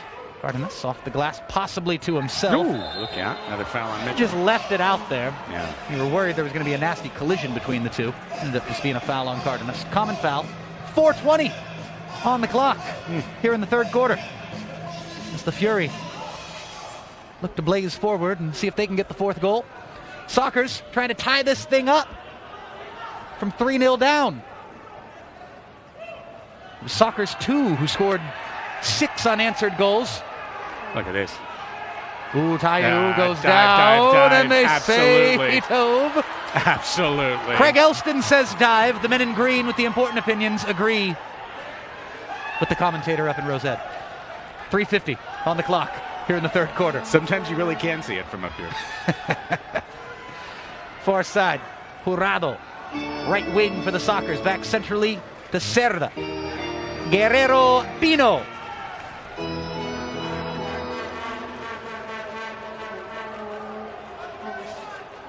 Leonardo de Oliveira. Leonardo de Oliveira on the red line. Leo, Guerre, Pino. Back to Leonardo de Oliveira. Brasileño spins once. Still on it. Loses it. Still fighting for it. Ontario able to clear their collective lines. Still pinned back, though, as Cerda presses for the Sockers as we come up on 3 minutes remaining here in this third quarter. Nate Abarea and Craig Elston with you on MASL TV. An exciting finish shaping up here in San Diego tonight. Finish out this third quarter, though. game kind of taking a deep breath right now. Patience, a virtue. Savoy Morgan almost sees that team patience pay off with a goal. Instead, it goes just wide. Brilliant stuff. It's really, really good stuff from the Sockers as a unit there. But Ontario, just as quick, can come right down the floor and get what would be a massive momentum boost of a goal. The way this game has gone, and with the numbers where they are right now, that whole next goal's huge cliche just holds that much more true right now. 3-0, 3-zip, 3-0, 3-0. Clean lead for Ontario earlier in this quarter. Great pass. Taiu, the hold-up play. Taiu with his back to goal. Taiu spins through the legs. Taiu shoots. Great save by Pollo.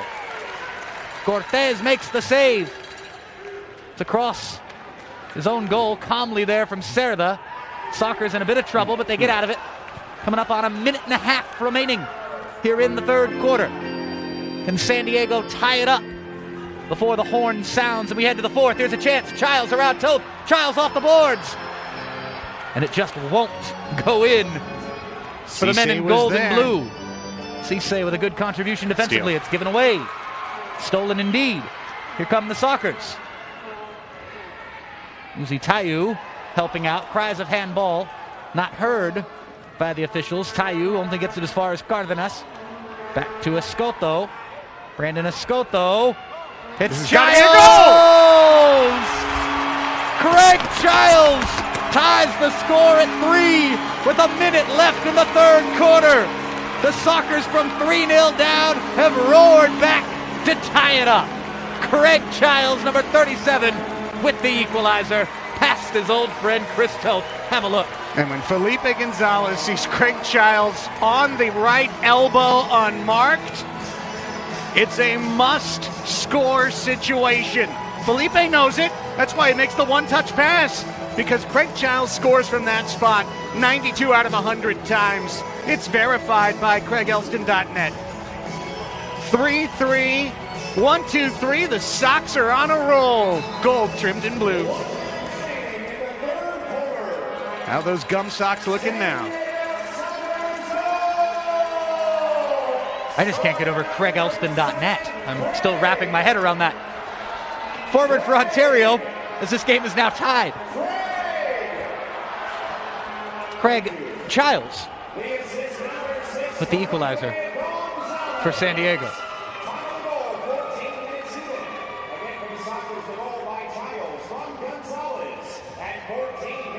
Oh, this one's off the referee. Contact down in the corner. Oh, a little shoving match breaking out. Interesting. Getting a little spicy here. Picante. Bit of needle between the two teams, and Tiago and Kia a little bit into it. And it's Pino acting the role of Kia, saying get off. It was Nestor Hernandez who looked like he may have taken, albeit a slight one, a bit of a shot to the face down there. He and Rojo were the two, and they just had a handshake and a hug. Now Goncalves is going to give him a little bit of a talking to. And, you know, Goncalves is the kind of veteran that has the ability on another team to talk to a player like this and feel like, you know, he's earned that being in the league this long.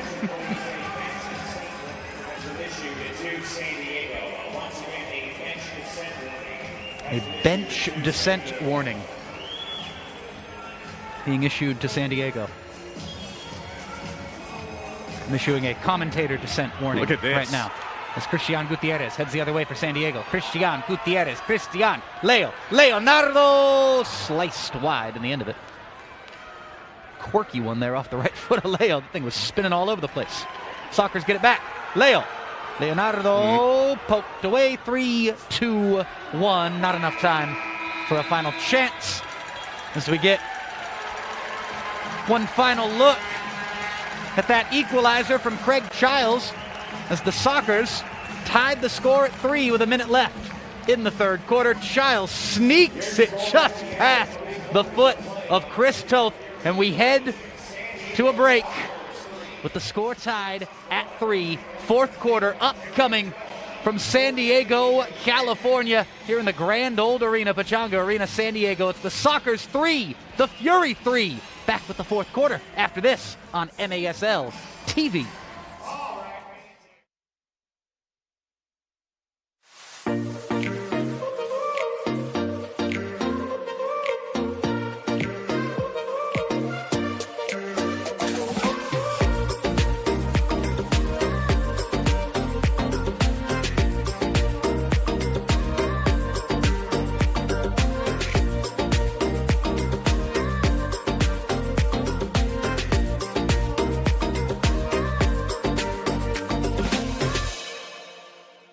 All right, yeah, thanks, for sure, I'll be there. Hey, wait, hold on, I'm running by the field right now. You're never gonna guess. Dude, Medina's here. I think he's training for a comeback to the Sockers. What are you talking about? Medina? He retired 2 years ago. He's too old, bro. Oh, dude, you're right, bro, he's too old. Okay, so that barbecue, yeah. Don't wait for the mail. Call your Cairo today. Dr. Corey's office, how can we help you? I got this. Let's get him in. Okay, sounds good, Mr. Medina. We'll see you shortly.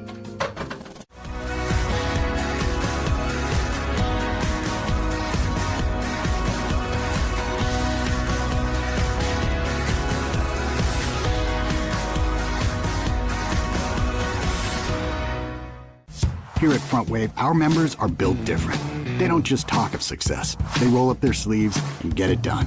And with serious value on banking, lending, saving, planning, Front Wave is right there with you. So dream big. We got you.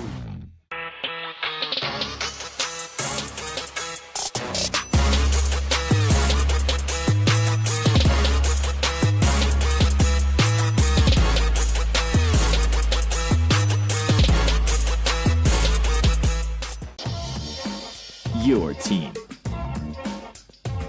The perfect fit. The game ball. Are you ready? Soccer Loco, next level performance.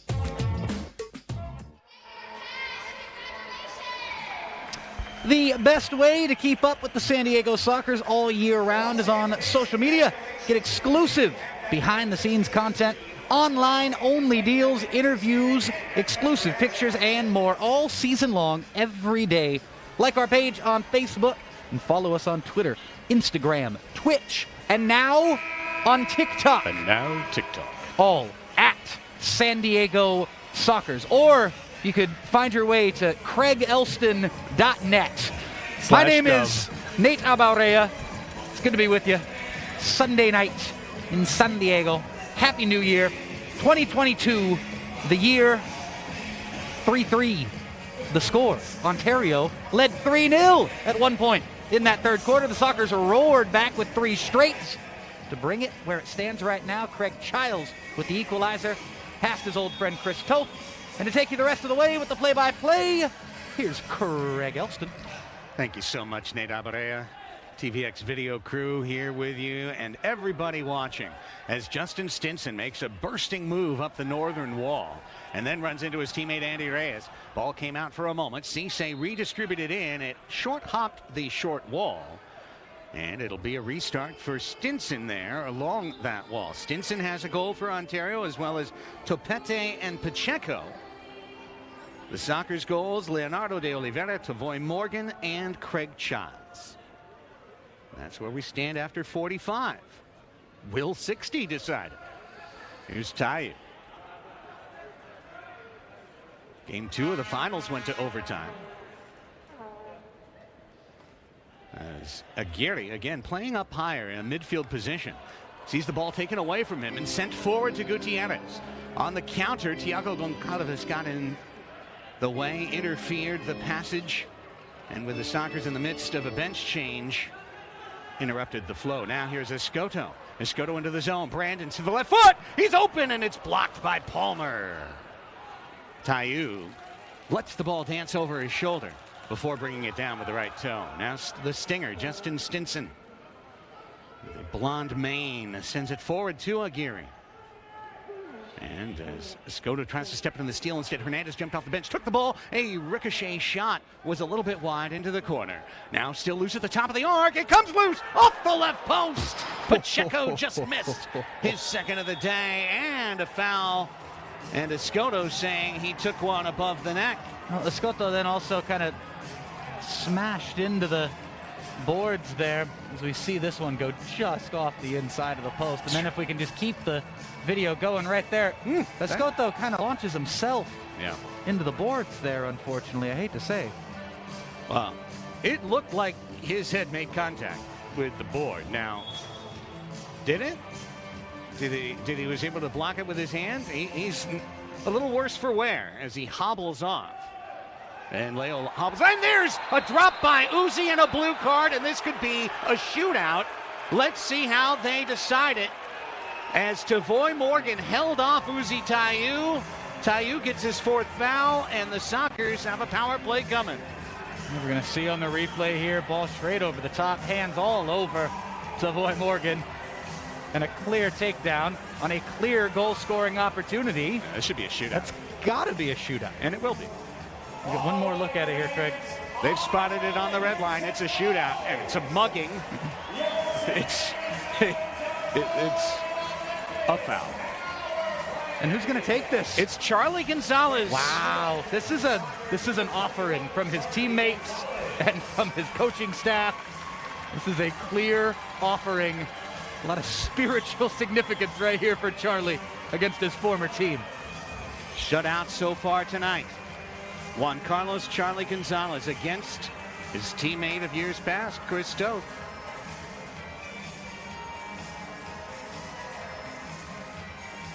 He will have 5 seconds to shoot on Toth. The rest of the team, both sides lined up at midfield. They'll be crashing in behind as the power play clock starts with the beginning of the shootout. 13:26 left in the fourth quarter, a 3-3 tie. First power play. Here's the whistle. Here's the shot. It's off the wall. It's Charlie again, and he scores! Juan Carlos Charlie Gonzalez. His first home Sockers goal, and he makes a point to show what uniform he's wearing now as the Sockers go ahead 4-3. Topete almost brought the knee to the back of the head there. Actually did. Topete came right through Charlie. And thankfully, nothing too serious there. After Charlie gets on the end of this rebound, watch this. Watch Topete come through with the knee to the back of the head, and that was the impetus for Charlie to hop up and say, "This is who I play for now." And thankfully, cooler heads prevailed. A brief little scuffle broke out. Topete, still friends with a number of Sockers players, but it could have been an ugly incident there. Instead, it's focus on the soccer, and focus on the Sockers with a 4-3 lead. And how about 4 consecutive goals for the home team? Frank Tayu now wants to get one back.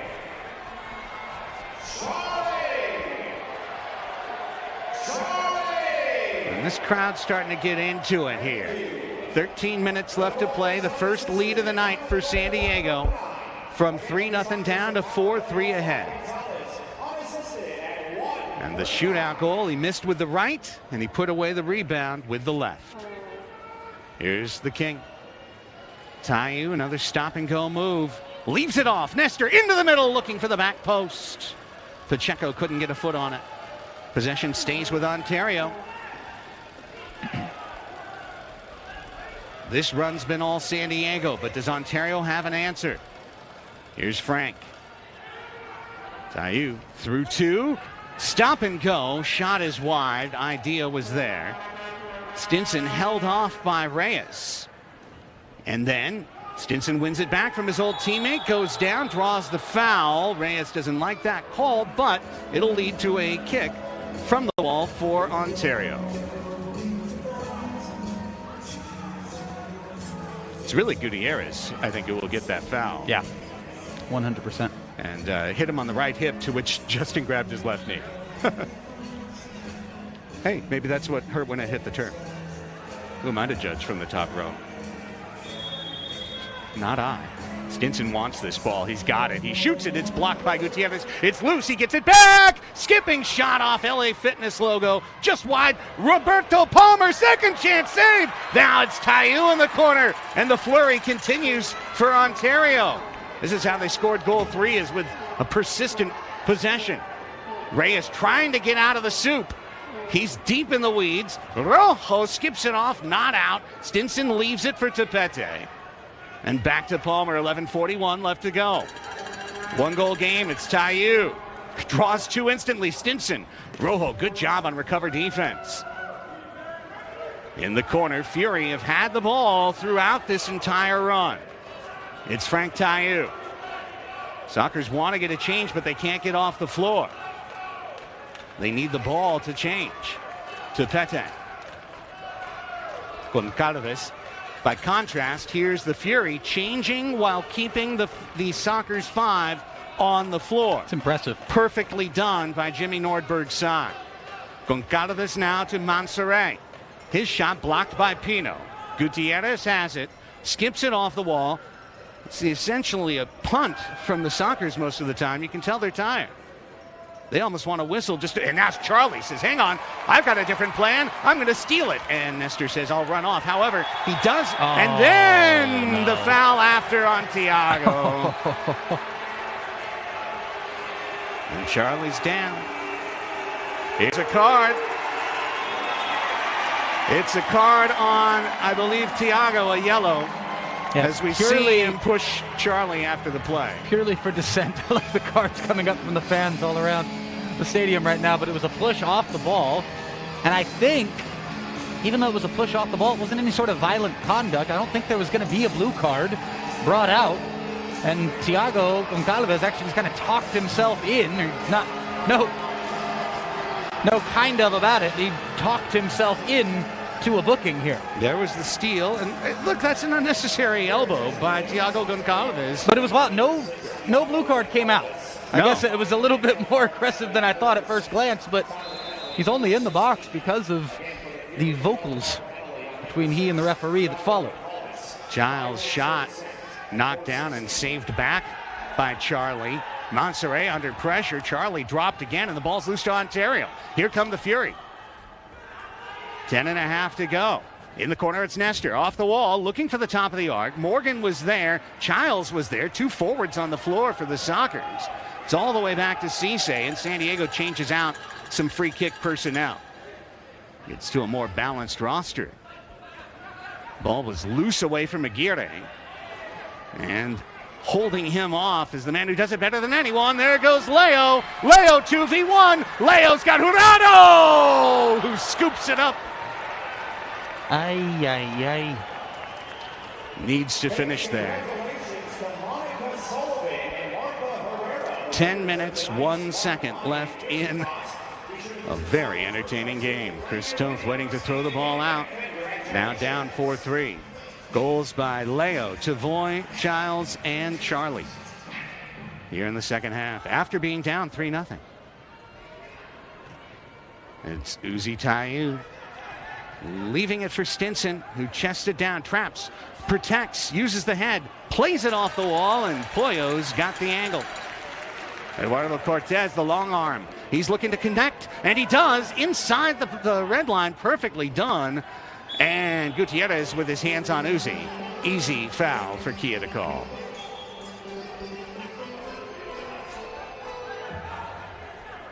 What's the opposite of a red card? That's what I want to give the DJ right now. More Depeche Mode. A green card. I give the green, I give the whatever color, I give the whole rainbow. More Depeche Mode. Bobby Cressy's going to follow that up with a pure organ riff. Depeche Mode momentarily. At Bobby Cressy, Cressey. Follow one of the best musicians in San Diego. Pure class. He really is. Here's Pacheco now. Charlie Gonzalez steps in the way. It's loose, though. It's Mansoret in the corner. Off the wall.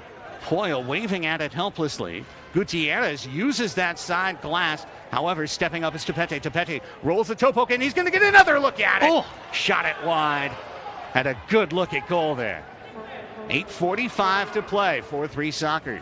Talk about just can't get enough. Tepete. How many shots has he had tonight? He loves opportunities to crack him from distance. He scored a golazo for 3-0.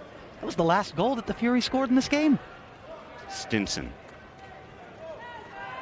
Over to Palmer. God, think about the psychology of this game. Fury were flying. Topete made it 3-0. Spurs, Stinson on the step over. Stepping up was Escoto. To pressure. Whole lot of stepping. Spur now. Scooping with the inside of his right foot, redirecting over to Stinson. Stinson's shot blocked by Charlie. Cortez didn't know whether to come out or stay in. It's Cisse on the wall! Just wide and high as we reach the officials' timeout.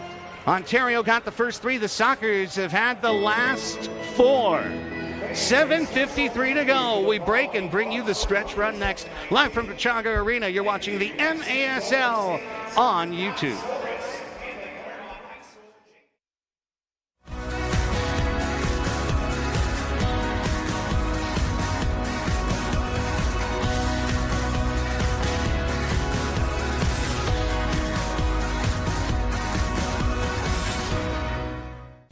Here at Front Wave, our members are built different. They don't just talk of success. They roll up their sleeves and get it done. And with serious value on banking, lending, saving, planning, Front Wave is right there with you.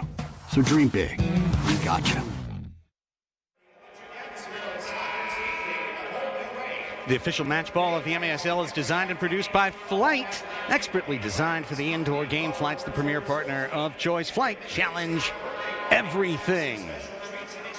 MASL welcomes a new sponsor. Chill.com is the official CBD brand of the MASL, helping our athletes reach their maximum potential by promoting proper and expedited recovery. Welcome to Club Chill.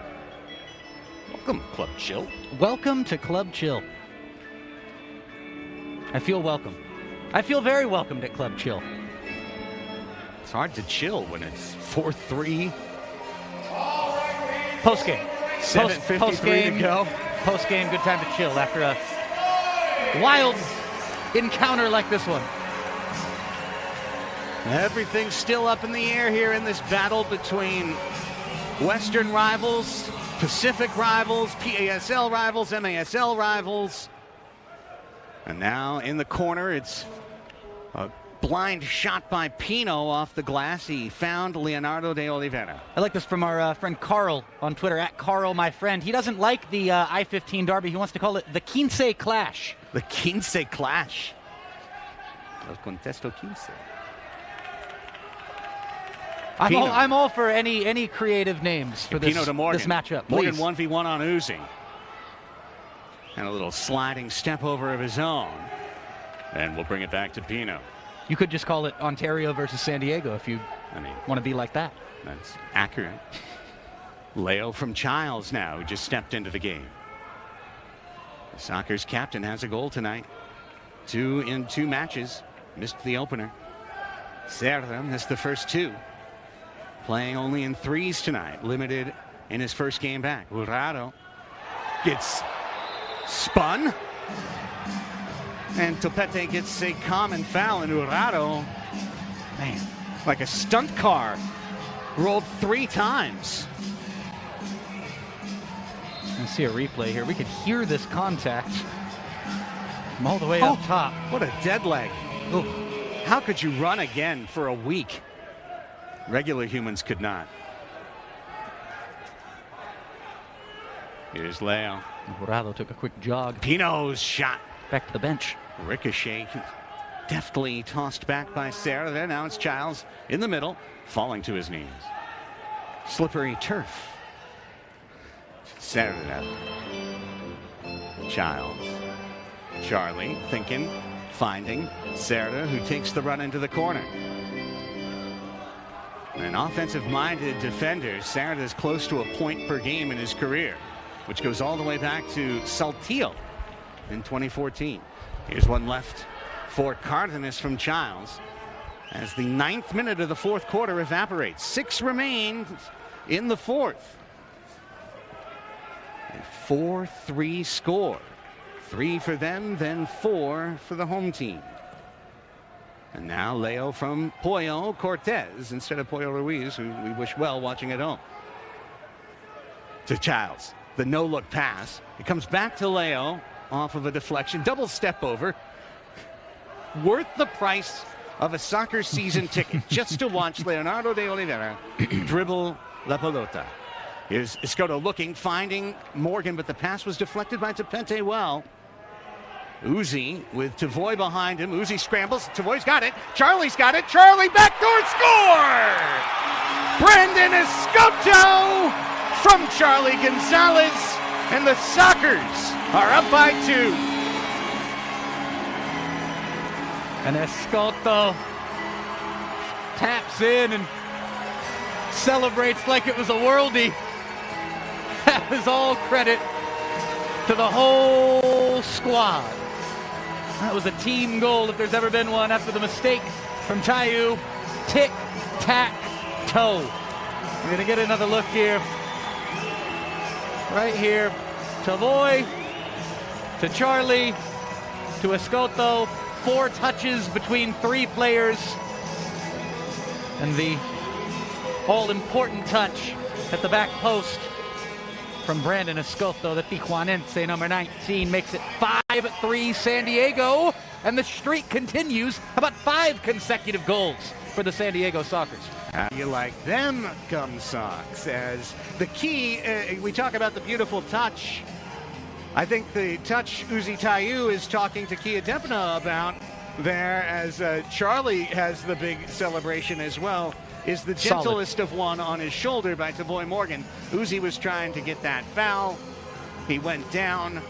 He did not get the whistle, and when he did, his team was in danger. It's always a tough call, right, Nate? In the heat of the moment, can I take this foul here? Can I try and sell this foul? Or do I need to get that ball out and kind of punt it blind? And in this case, the answer is a goal for the Sockers. You're bringing in split-second decision-making, morality, risk-to-reward ratio, and a player has to think about all of those things in about a second and a half. Good luck. Yeah, it's impossible. I like it up here. Yeah. But how about the touch to unselfish to a fault, not to a fault, unselfish with no fault, Charlie Gonzalez finding Escoto there, crashing back post. Yeah, I did not see that coming. I see the ball at Charlie's feet. If I'm Charlie right there, I'm going at goal, and that's why I'm up here, because I'm panicking. I'm definitely turning towards goal and ripping that thing as hard as I can. Charlie said, nah, I'm the pro, calm, took the extra touch, had the space and time to take that extra touch. No panic button necessary. And then a good run, good movement to the back post too by Escoto. I teased a little bit there with the easy touch finish at the back post. It was still very, very good movement off the ball and sneaking in there and being in the perfect place at the perfect time. Knock it home. Give the Sockers a 2-goal lead from 3 goals down not so long ago. Got this crowd at Pechanga Arena, San Diego celebrating, but there's still plenty of time for a Fury comeback. And Frank Tayu, the man to want to author it, with Cardenas on his hip, sends it back out to the top, and Pacheco with Palmer. We are into the final 5 minutes, presented by Calafino Tequila. Enjoy the fino things in life. Go to calafinotequila.com and order your bottle today. Here's Stinson, just wide rebound. Cortez is there, and there's Cardenas to deny Frank Tayu. Surely the King had one there. With a man down, a deflection comes to Cortez. Felipe Gonzalez remained down. And let's hope the veteran is okay, because he stayed on his seat during live play. Let's see what happens here. He just pulled up. Ball was wide. Just pulled up lame without any contact. Oh, no, No, it was already before. Okay. He was already calling for it. And then he got hit, yeah. So I worry about That's bad news for Felipe Gonzalez. That is bad news for Felipe Gonzalez. Yeah, when you see a player go down with really nobody else around him, no contact drawn, worry about a twist of some kind. Here's this chance for Tayu. It's the left hamstring he reached and grabbed. Yeah, it is the hamstring, not the knee, but definitely something off the ball, no contact. But what a stop from Cardenas back to the action there. Tayu, you're thinking, all right, he's finally going to get Ontario off of this sour streak they've been on from 3-0 up. Cardenas, one of the plays of the game, guys. Mark that. That's one of the plays of the game. A huge shot block by Mitchell Cardenas. Meanwhile, Felipe's going to go right to the locker room here. But he is up and he is walking. That's good. Keep that in mind. You immediately, you don't even want to say it because you don't want to materialize it, but you immediately think about the knee. Because you saw him go down non-contact at the Cecil Showar Center in January of 2019 in the midst of a great season and see a knee injury that took him out for 2 seasons. Mm-hmm. Jurado's attempted forward pass is blocked. Rojo was in the hot mixer there and sent it over the bench, as now we're going to see a 6th attacker. Tiago Goncalves is going to put on the 6th attacker with 4 minutes and 20 seconds left. Ball right to him, too. Here he is. To Frank Tayu, 5-3 Sockers. The net on the western side of Pechanga Arena San Diego is empty now. To Pete. To Spur. Willie Spur, corner, Stinson in the middle, knocked away by Rojo, back out to Pete, cartwheels it wide. Always rising. Couldn't quite get the body over it like some of the good shots he's had tonight. Challenged the goalkeeper a couple times. Scored a banger for 3rd goal for Ontario. Forces Toth back in net for the distribution by Pollo Cortez. Headed away by Tepete. And the Fury get it back. 3:52. It's going to come to Toth. He's going to roll it out, and he's going to head to the bench for Tiago Goncalves. Eventually. But the Sockers pressure to the point that he doesn't have the path yet. Now there he goes.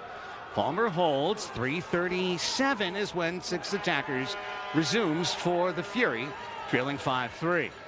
The western net empty once again. It's Stinson working outside the Kaiser Permanente San Diego logo. Goncalves is the 38-year-old Brasileño. Tayu keeps it moving. Punch save by Cortez, denies Stinson. Lobbing one, always wide. However, short hopping the low wall. Back to Ontario with 3:13 to go.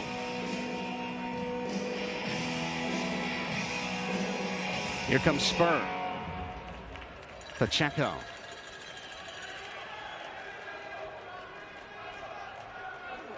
Goncalves.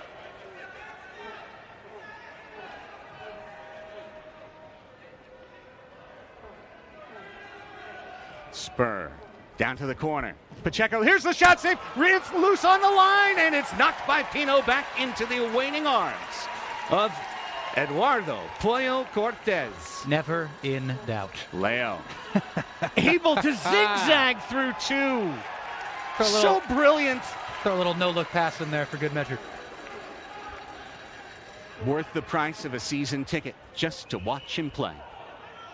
SDSockers.com/tickets. Let's do it, folks. 10 games left in the season. Here's Leo spinning. Leo, 6 attackers in there. It's Cardenas. He shoots off the wall, looking for Leo. Palmer's able to crash back in. Leo's able to get the ball back on his toe. 2:10 to go in the game. And Leo in a double team, and Leo on the ground. Play on, kick around. And then they kick him several times on the ground, and everyone's mad. Leo the most of all. And Leo understandably upset.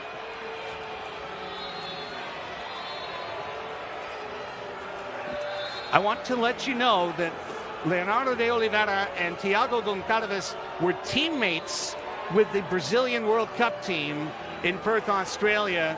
Were 2 of the key players in the team, were friends. Tiago translated for me an interview when they made the World Cup final. Yeah, and the blue's going to go to Palmer. It was Palmer who, I think, came in and started stepping on Leo as he was on the ground with the dangerous play. Should also be clarified in that big skirmish there were more peacemakers than instigators. Yes. But it did get a little spicy there for a second. But back to the actual play that caused it, it was Palmer with just a silly bit of play there. Leo was on the ground with the ball kind of pinned up against the boards, and Palmer came in and just started kicking at the ball and kind of stepping on Leo. He absolutely stepped on his solar plexus. That's not Not good at all from Palmer, who we saw was very lucky to not get a blue card earlier for a foul on Escoto. Leo, understandably frustrated. A few more shoving matches break out, but... Now, I saw the replay, folks. When you heard me say that he stepped on his solar plexus, I was watching the replay on the Pechanga Arena San Diego Jumbotron. Just so you know, because I know that same image wasn't on your eyes at the moment that my words were in your ears. So, in case you were wondering why I all of a sudden got a little caliente myself about that, it's because I saw it. But you better calm down, Craig. I got three colors right here. 3 colors, 2 minutes. I'm giving you blue. I've already given you blue. I've already given you yellow. So one more. One more. I get it. You don't. However, I'm going to need an arbitrator, I think, for the third one. So now Toth is back in. The Sockers are up a man, and with under 2 minutes to play, and the differential between power play clock and game clock, a scant 5 seconds. The Sockers can use this one of 2 ways. The wise way is, oh, look out. Nestor Hernandez says the wise way is give it to me. Here's Tavoy. Tavoy wants to score again, and he's going to get the chance. Oh. Point blank save, Chris Toth. Denying Morgan a second. Now the lob pass. Charlie has to play free safety. He does. 90 seconds left in this one right now. Short-handed and down to the Fury attack. Hernandez sees his ex-teammate Charlie Gonzalez try and step in and win the ball. They battle in the corner, and he does. Gives it away in the corner to Childs. Cisse loses it back. Goncalves is beaten. Tavoy. There's only Tavoy left, and Tavoy will score. He'll walk like an Egyptian. The Sockers into the win column. 6-3 San Diego.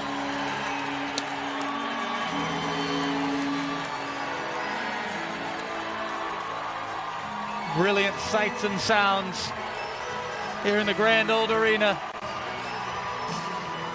as the Jamaican international slices by the 6th attacker and from inside his own half places it into the empty net for 6-3. Give Childs the assist. And this stat just grows and gets better and better and better. 6 unanswered goals for the San Diego Sockers. A la Sockers 2. Oh, look at this.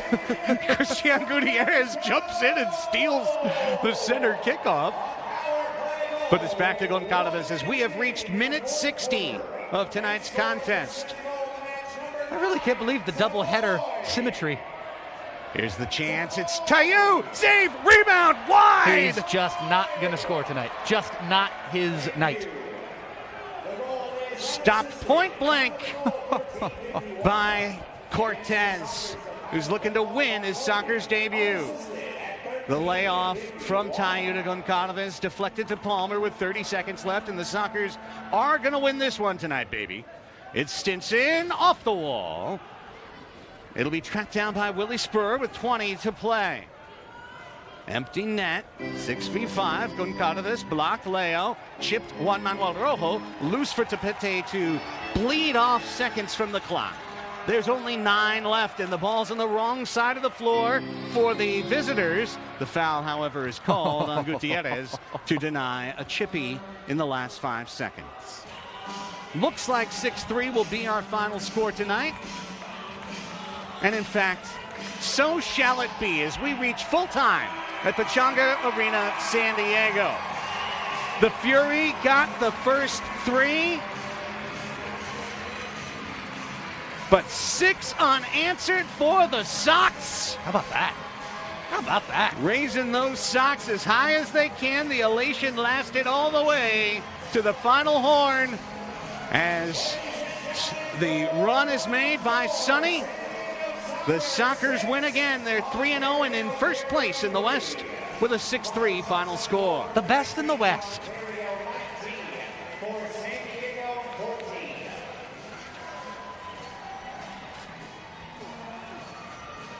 As we await our post-game player guest on the floor, let's take care of some of the superlatives here tonight and start things off with our front wave goal of the game. Let's check it out, courtesy of Front Wave Credit Union. Who's it going to be? It's the Charlie Gonzalez game winner on the shootout.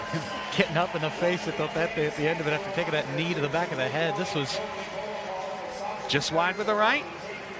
Trapped and scored with the left.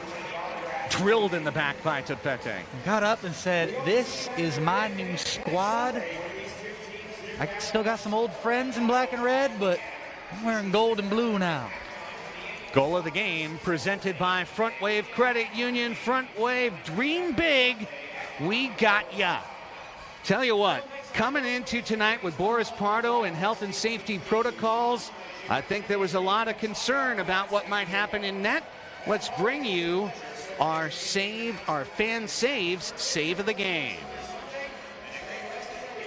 Here it comes. And it's late. Poyle Cortez stopping the rebound. And that, I like this. A little additional cherry on top of the save of the game there from Mitchell Cardenas with one of the biggest saves of the night. It wasn't from a goalkeeper. Well, that second stop right here, but this ending to it, that was Tayu knowing it wasn't his night. We saw another miss from Frank Tayu a few minutes later from point blank range. Cardenas and Poyle Cortez combining for the save of the night there. The fan saves save of the night. Everyone loves big savings, and now you can save too. Get free discounts and deals from Soccer's partners like Dick's Sporting Goods, Prep Ease, Mount Woodson Golf Club, and many more. Download the Fan Saves app or visit www.fansaves.com. Become a fan today so you can start saving big just like the pros. Let's go down on the floor. Tavoy Morgan promised a goal. He delivered two. He's downstairs with Melissa May.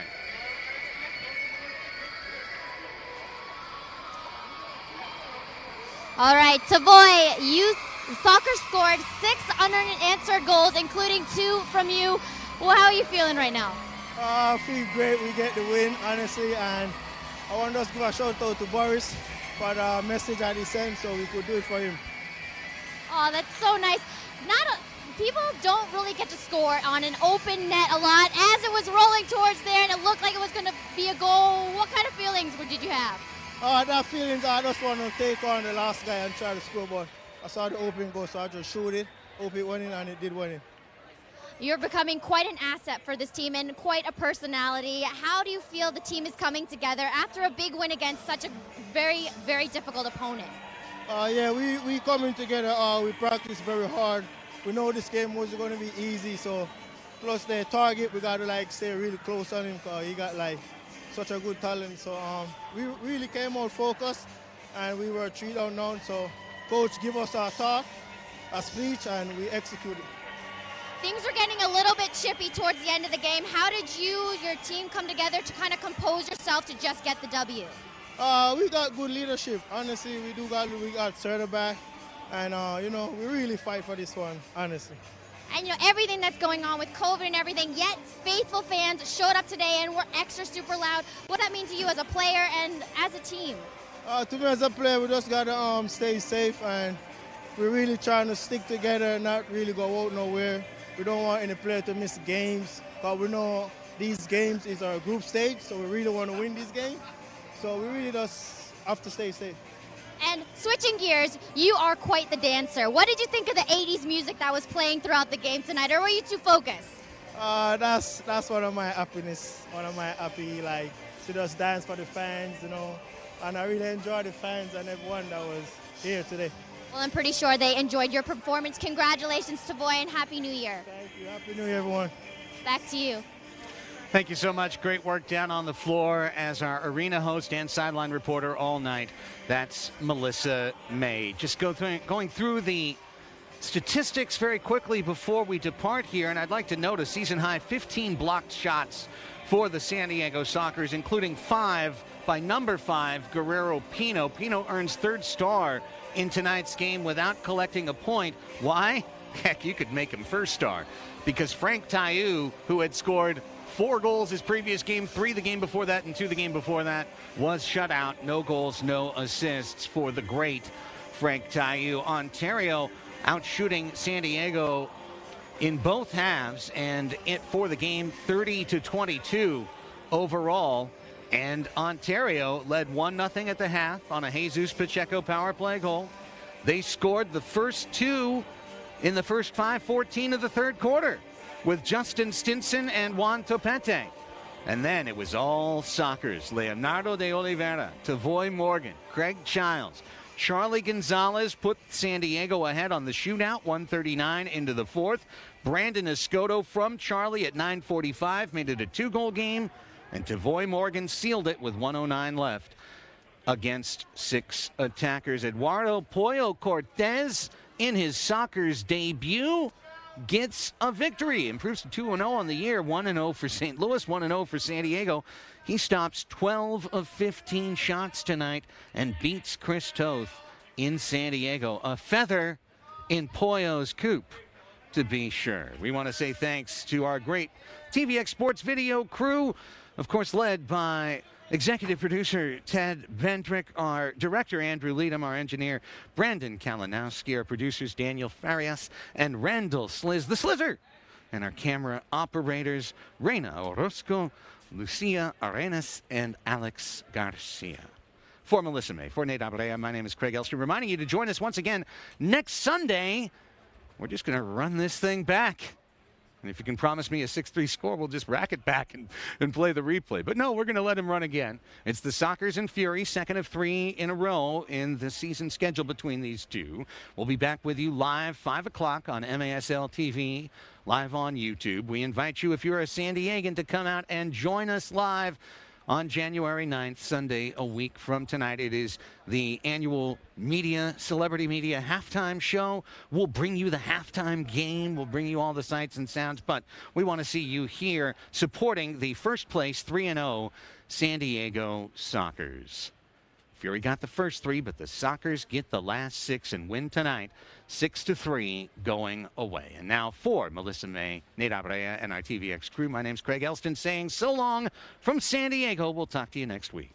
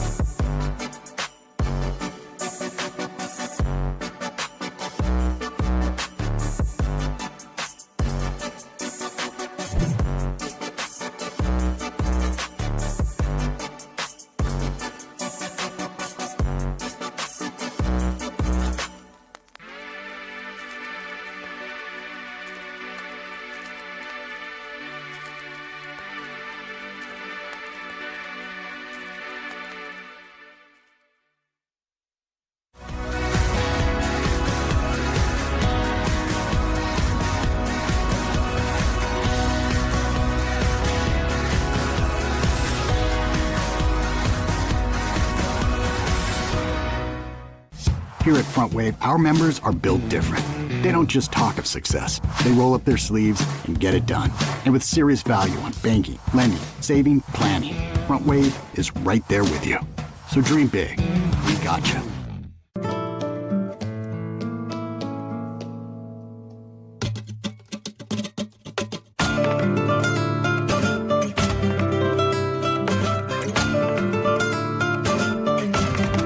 Califino Tequila.